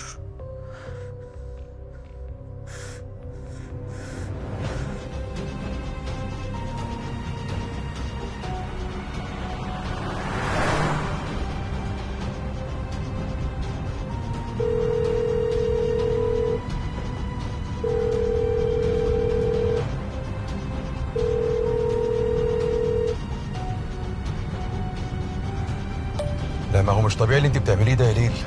يعني ايه اكلمك 20 مره وما ترديش عليا؟ طب افهمي الموضوع الاول. على العموم انا ما يناسبنيش اللي انت بتعمليه ده. انا من حقي اعرف مراتي فين. اللي بتعمليه ده غلط، والله غلط يا ليل. اسكتي، انا مش عايزه اسمع كلام حد. يا حبيبتي اللي بتعمليه ده تعمليه لما تشوفيه بعينك، احنا لحد دلوقتي مش عارفين هو قالك كده ليه. وانا قلت لك ده مش اول موقف يحصل. دايما كنت بقول لنفسي ان انا ظلماه، بس ربنا كشفه. مين؟ فارس بعت حضرتك تحت. طيب قولي له ان انا جايه له. هو بس قال لي اقول لحضرتك ان هو مستعجل وعايزك بسرعه. لا. طب خلاص قولي له ان انا نازله له على طول. اكيد يوسف قال له. ممكن. طب ثانيه هاجي معاكي. لا مش هتيجي معايا طبعا، خليكي انت.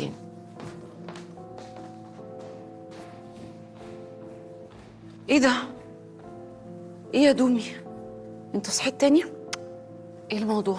اصل كان لازم انزل، جيت اتحرك من جنبه حس بيا، فهستأذنك يعني لو ينفع اسيبه عندك شويه. طبعا. انت بتقولي ايه؟ دومي، انت عارف نور نامت الظهر، هي لسه صاحيه دلوقتي تتفرج على كرتون، تطلع تتفرج معاها؟ ايوه. يلا. جينا تيك ادم تو نور بليز. ما تتشقاش، هاجي لك على طول. ثانك يو جي. اصلهم كلموني تاني في المستشفى وقالوا لي ان في جديد بخصوص حالة نهى. هتجيب مامي معاك؟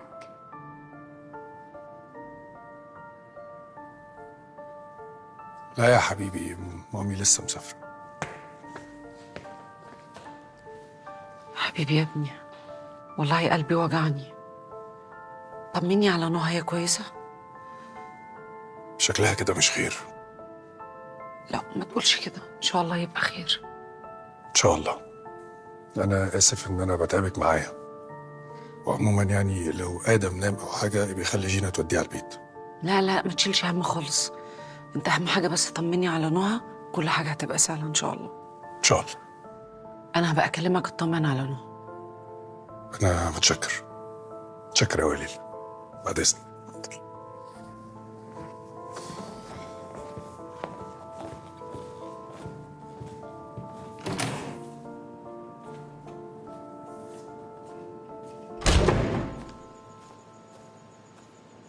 فارس،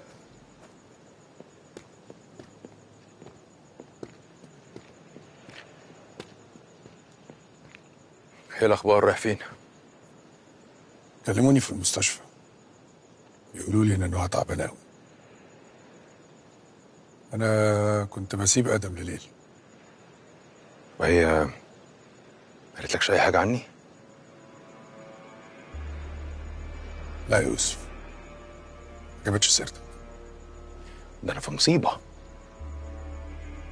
ايه الموضوع؟ نهى لسه تعبانه؟ ايوه.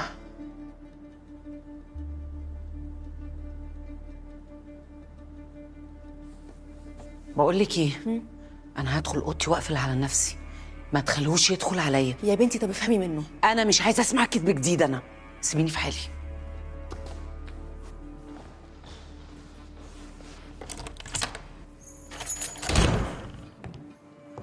مساء الخير. مساء النور. هي ليل فين؟ طلعت فوق. شفت العبط اللي هي فيه؟ بص بصراحه يوسف انا مش فاهمه الموضوع قوي يعني. ولا اي حاجه. موضوع تافه وعبيط وهي مش فاهماه صح، وفاكره انها قفشتني وانا بعمل حاجه غلط. بقت متسرعه وعصبيه جدا. مش فاهم ايه اللي حصل لها. اكيد الحمل. صح، انا كنت هقولك كده والله. طيب انا هطلع عشان اتكلم معاك. لا استنى. هي قالت لي ان هي مش عايزه تتكلم دلوقتي. بصراحه يعني انا شايفه ان ده احسن، مش حاسه ان الكلام دلوقتي هيبقى مفيد خالص. فهي طلعت وقفلت على نفسها الاوضه، يعني خليها شويه مع نفسها. وماله؟ تمام. انا هروح اقعد مع امي شويه، بس انا عايزك برضو توعيها وتفوقيها من العبط اللي هي فيه. احنا مش ناقصين. حاضر.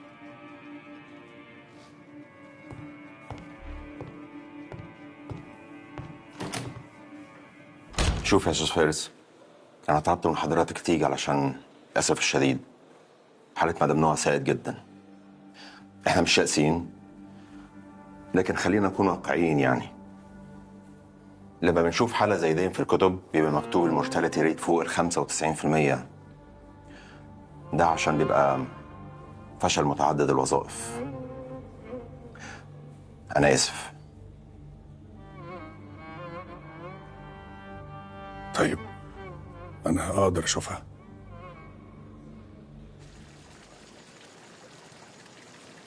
قافلة على نفسها ومش عايزة تتكلم مع أي حد. وفرح بتقول لي سيبها لغاية ما تهدى والكلام ده. طب وفرح كلمتك في الموضوع؟ لا، أنا فكرت أفتح معاها الموضوع بس بصراحة رجعت في كلامي. أحسن أحسن، عشان ما تديش فرصة لليل تدور وراك، وانت تاخد وقتك كده وتترستق وتشوف هتقول لها ايه في الحكاية دي. المشكلة إن في كذا موقف حصل ورا بعض هم اللي أول شك في قلبها. بس هي يعني مش المفروض تزودها بصراحة، هي مش ماسكة عليك حاجة. وبعدين الحكاية اللي انت قلتها دي تمشي. تمشي.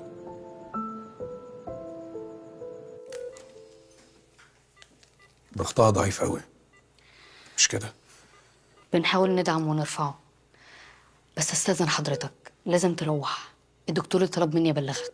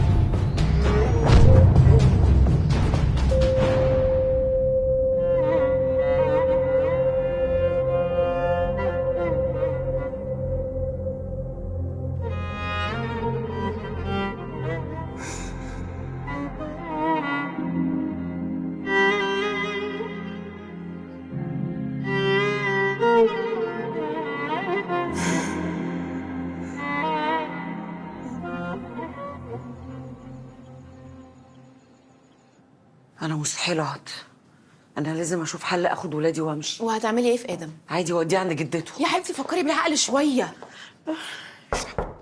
مين؟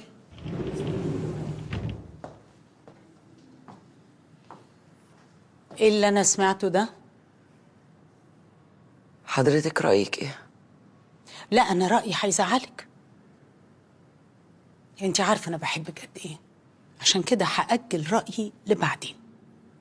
انما دلوقتي هقولك آن الأوان انك تردي جميل للعيلة دي، لعيلة ابو العزم، تعملي الواجب اللي عليكي وتقفي جنب جوزك واخوه، اي حاجة تيجي بعدين. حضرتك دلوقتي أنت لازم تفهم. ده فارس. الو. يا حبيبي. ايه؟ لا حول ولا قوة الا بالله. في ايه؟ لا حول ولا قوة الا بالله. في ايه؟ نوح توفت. شد حيلك يا حبيبي، شد حيلك. بص هبعت لك اخواتك يقفوا معاك، شد حيلك. لا حول ولا قوة الا بالله. هدي اختك، انا هاخد ادم يجي عندي البيت.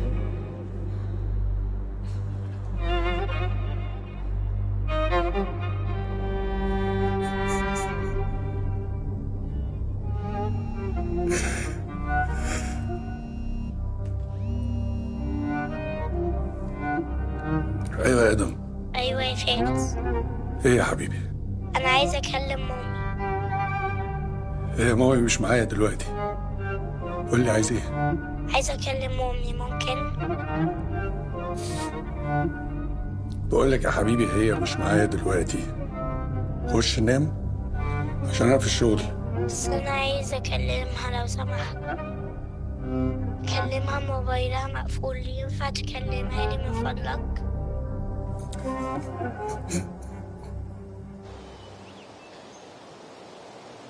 يا ماما، انا خلاص لبست ومستني ليل تخرج من الحمام ونتحرك المستشفى على طول. ايوه، كلمت التربي وامنت معاه على كل حاجه. لا طبعا يا ماما، ما اتكلمتش معاه في حاجه دلوقتي، بعدين لما نخلص كل اللي ورانا. قدامنا يوم صعب.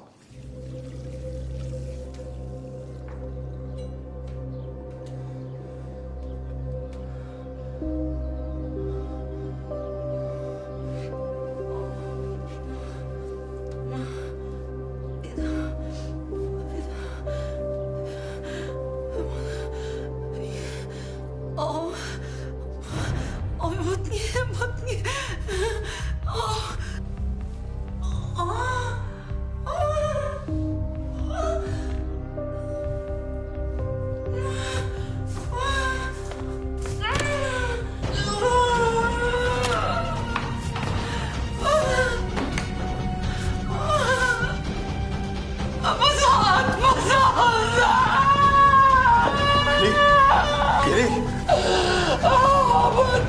بطني بتوجعني بطني.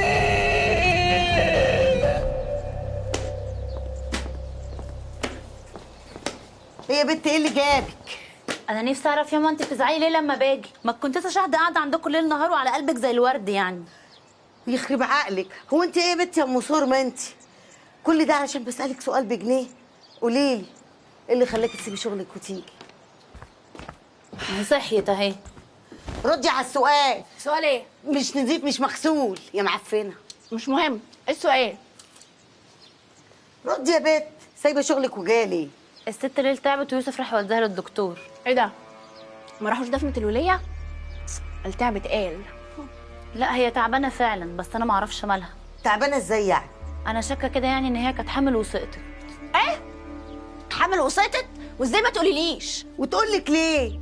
استني يا ماما، ما تردي يا بت اما تبتك وتصبح ستك اتلمي يا عاله.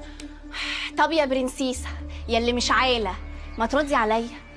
ايه الحكايه دي وازاي انا ما اعرفهاش؟ وتعرفيها ليه يا بنتي؟ ما تبسي ياما بقى. بصي لما بتتعصب ما عرفتش تقول ماما. وانت يا اختي قولي لنا ايه الحكايه بتاعت ليه؟ ما اعرفش، كانت ماسكه بطنها كده وبتتوجع. ما يمكن واكله حاجه، ولا يمكن لعور. ما يتهيأليش. تعالي ما قلتلك. اسمعي، عايزاكي تروحي تفتشي في الحمام، ساعتها هتعرفي اذا كانت فعلا مسقطه ولا حاجه تانية. يلا روحي دلوقتي وردي لي خبر. ماشي. ولو جبتي لي معلومه ليها لازمه هحللك بقك يا بنت ناعمه بزياده. ماشي. يلا.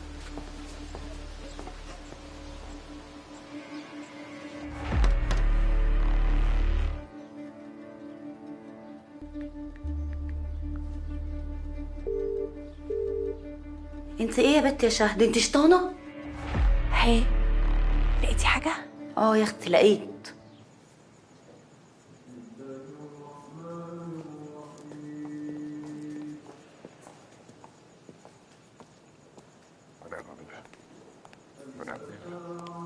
الله سعيد.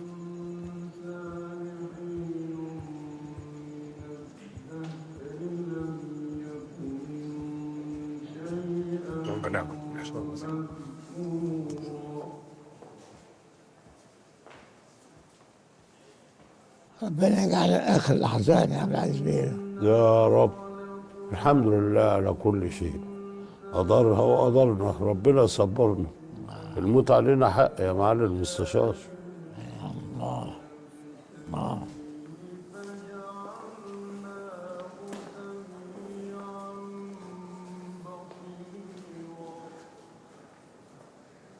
ليل ليل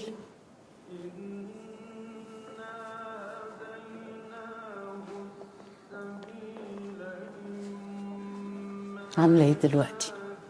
انا الحمد لله احسن شويه. طيب انت جايه بس تطبطبي على يسريه؟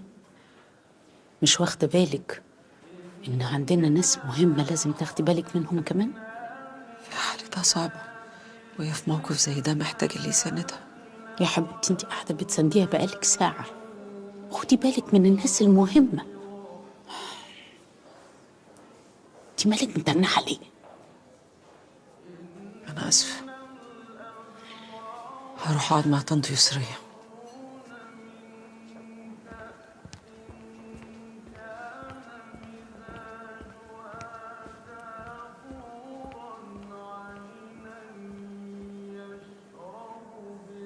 هي مش دي انجي صاحبتك؟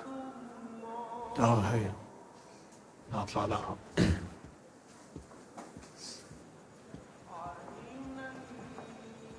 ازيك يا انجي؟ بقاء لله. ونعم بالله. ميرسي انك جيتي. ده واجب، وانا مش قليلة الاصل. اتكلم بعدين. انا جايه اعمل الواجب بس مش اكتر. ما كلمتيش يعني؟ كلمني.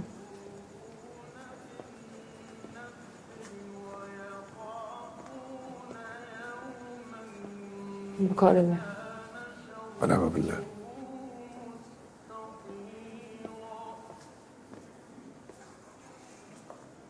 مين دي اللي كانت مع حازم؟ دي انجي صاحبته. صاحبته؟ ماشي. أنا إذنك يا باشا. اتفضل يا حبيبي.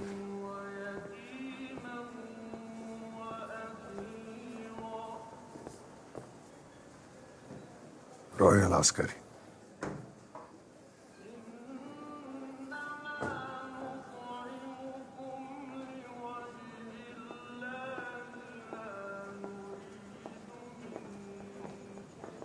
بقال يوسف.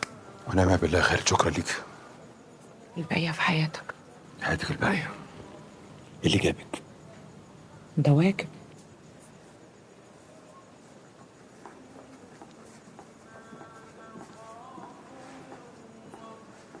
هاي يا فارس، قصدي الباقية في حياتك. ونعم بالله. أنا آسفة ملحقتش الجنازة.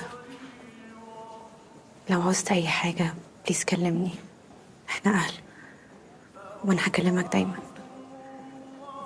شكر يا كريمان.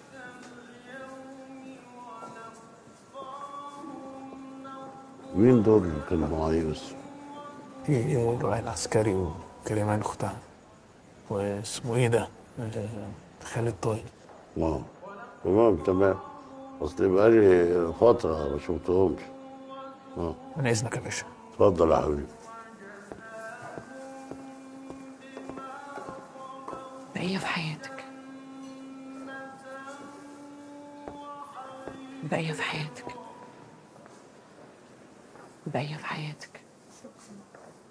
بقية في حياتك. حياتك الباقية. أمي يا فرح وصلت ضيوف. فرح أمي وصلت ضيوف. مش هي دي المذيعة اللي كانت في الحفلة؟ يا أنا في إيه وأنتي في إيه؟ بقول لك أمي وصلت ضيوف. حاضر.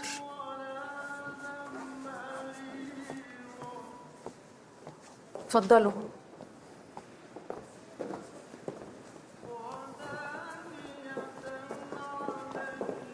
اتفضلوا.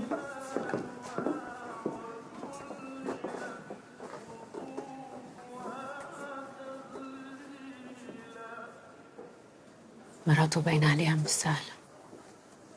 وحياتك نهايتها قربت. بصي وتبص لنا ازاي؟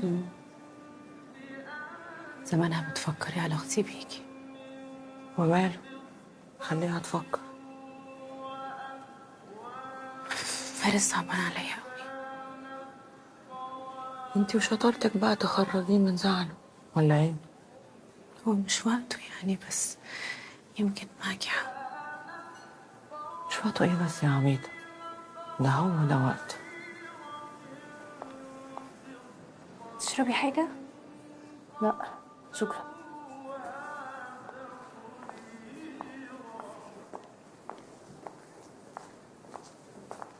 منور يا باشا. شكرا.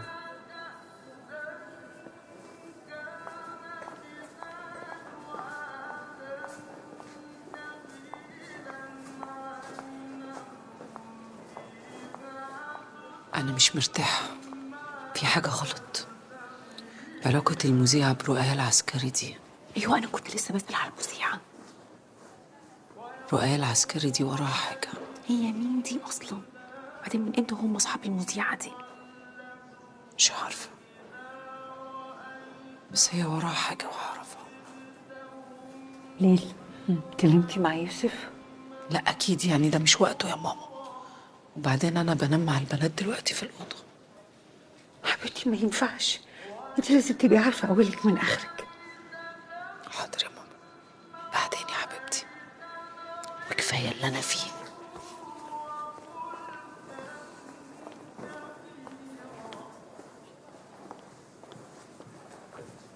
معلش مضطر استأذنك يا معالي المستشار عشان تعبان شوية. اتفضل اتفضل. يلا يا منصور. ايه يا باشا؟ داخل جوه؟ تعبان شوية، حصليني عايزك. حاضر.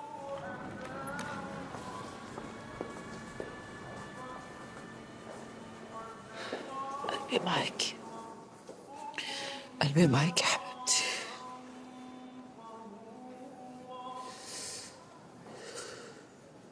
شفت العك اللي بيحصل ولا ما خدتيش بالك؟ لا لا، اخدت بالي طبعا. دي رؤية جايبة اختها، عينها من فارس. جدع، بس مش اخت رؤية لوحدها، ده اخت ليل كمان. مالها؟ هي كمان عينها من فارس. فرح؟ ايه اللي يخليك تقول كده؟ مفيش احسن من عبد العزيز ابو العزم في قرايه الوشوش والعيون ولغه الجسد. خدي مني وما تراجعيش ورايا. اراجع وراك ده ايه؟ لا طبعا، بس فكرة كريمان اخت رؤية عجبتني.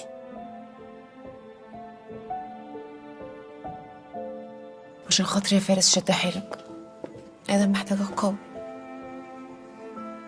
انا الفترة اللي جاية ان شاء الله هكون موجودة كتير. طبعا مش محتاجة اقولك انت معزتك عندي قد ايه. لو احتجت مني اي حاجة انا هكون موجودة ليك او لادم. شكرا. وعايزة اقولك بس ان احنا كلنا هنفضل حواليك.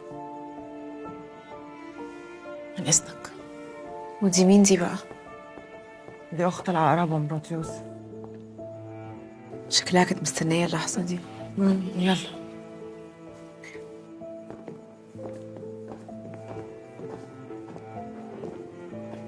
ربنا معاك، هكلمك. شد حيلك. اتفضلي. قل يا فارس. ونعم بالله.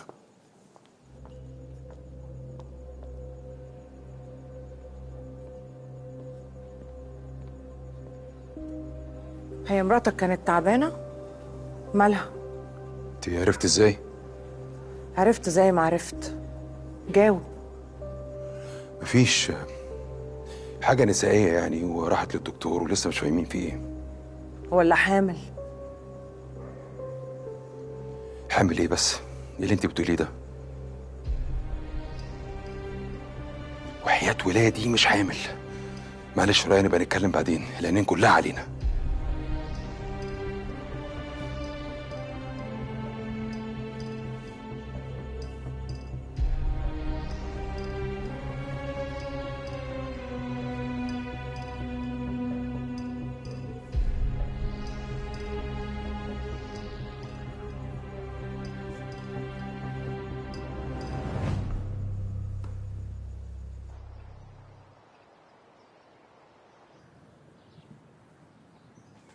ازيك؟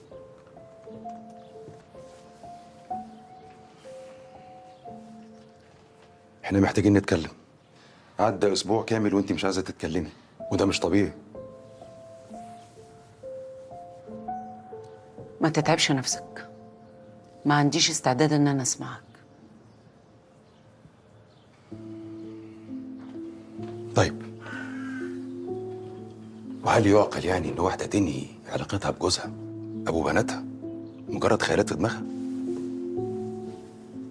مش خيالات، يمكن انا ما اعرفش انت بتخوني مع مين وازاي وايه شكل الخيانه، بس انت بتخوني. على فكره انا مش عايزه اعرف اي تفاصيل، مش معنى كده ان انا مش مهتمه. انا مش عايزه اسمع حاجه تاذيني. طب اسمعيني، وقت المشكله لو انت فاكره كنت شايفه كل حاجه حواليكي سلبيه. لما جالي خبر عادل ثابت قلت يعني مفيش داعي ان انا اقول لك، عشان ظروف وفاته كانت صعبه جدا وكانت مفاجاه. عشان كده ما قلتلكيش وقتها. انا ما كنتش اعرف بقى ان انت كنت هتكتشفي الموضوع ده، لاني ما كنتش عارف ان اخته عندك في الفيسبوك. وانت فاكر بقى ان انا كده هصدقك؟ لا انا مش فاكر اي حاجه، انا بقول الحقيقه وبس. بس لو انت بقى مصممه انك تكدبيني، يبقى انا ما عنديش تفسير غير انك انت اللي مش عايزه تكملي، تتلككي باي حاجه.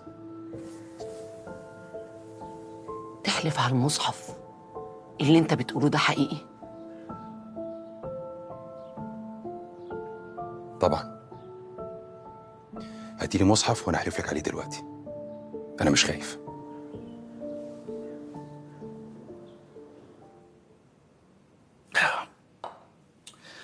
اولا ما كانش يجب ابدا انك تلجا للحلفان ده. كنت ممكن تحاول تقنعها باي طريقه اخرى غير الحلفان، لان الحلف الكذب قد يدفع بصاحبه الى النار. ثانيا كان ممكن يعني اذا اضطررت يعني ممكن تلجا للتعريض بدلا من الحلف الكذب، اي ان تقول الكلام بشكل مبهم او يحتمل التاويل باكثر من معنى مثلا، لان هذا الامر خطير ويجب ان تتوب وتستغفر. طب وانا يعني ما فيش اي كفاره ممكن ادفعها ولا حاجه؟ والله هو اختلف العلماء حول هذا الامر. البعض يرى ان الكفاره واجبه في هذا الموضوع، والبعض الاخر يرى انها غير واجبه.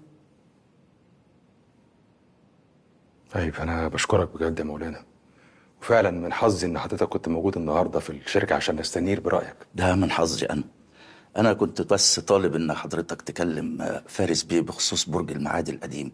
محتاجين ان احنا نجدول المبلغ المتبقي يعني علشان نفتح صفحه جديده بخصوص برج المعادي الجديد. واحنا تحت امرك يا شيخ رضوان. اشكرك. كنت عايزه اسالك سؤال. ايه علاقه المذيعه اللي في الايفنت برؤية العسكري؟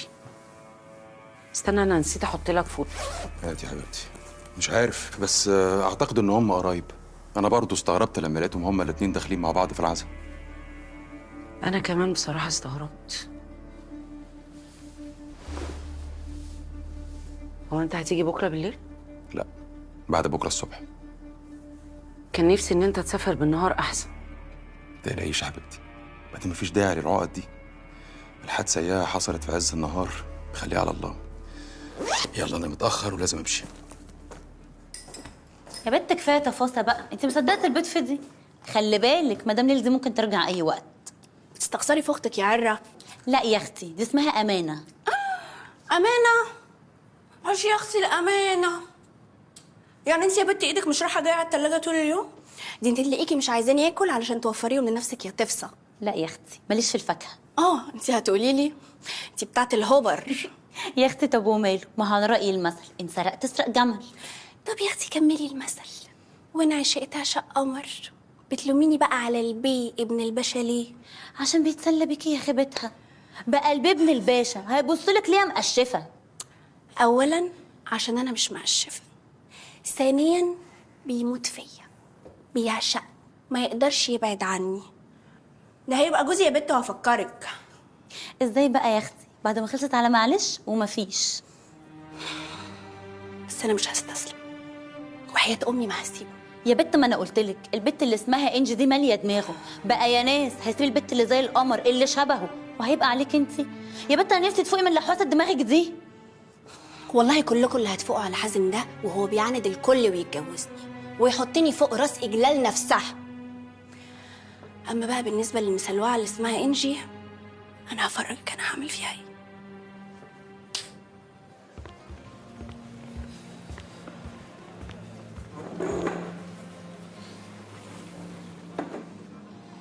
ايه ده؟ الناس بتدخل تقعد كده مفيش هاي مساء الخير اي حاجه؟ انت عارف كويس قوي ان انا جيت عشان انت زنيت، لكن انا لا عايزه اجي ولا عايزه اشوفك اصلا. بس جيتي يبقى عايزه تيجي وعايزه تشوفيني. على فكره حبيبتي الزن ده علاجه بلوك. لذيذ قوي. اوعى تفتكر ان انا عشان ذوق وعندي اصل انا كده جاي. هو احنا ليه بنتكلم في كل ده؟ ليه؟ عشان واحده ملهاش اي 30 لازمه بعتت لي ورديت عليها؟ ليها ولا ملهاش، كده كده اي حد جنبي ملوش لازمه. وانا موافق، بس انت ما سالتيش نفسك انا ليه النهارده كلمتك وعايز اشوفك؟ يلا بقى نقعد نفكر. لا انا عايزك انت تفكري. انا مفكر وعارف. يا ترى ايه مثلا؟ بتحبني؟ عايزه الحقيقه؟ انا عايز احبك. يمكن قبل كده كنت بالنسبه لي بنت لذيذه زي اي واحده عرفتها قبل كده، عشان كده ما كنتش حاسس بالمسؤوليه ناحيتك. بس انا عايز اغير ده يا انجي. انا مش عايز اخسرك. ها قلت ايه؟ انا محتاجه افكر. طيب ماشي.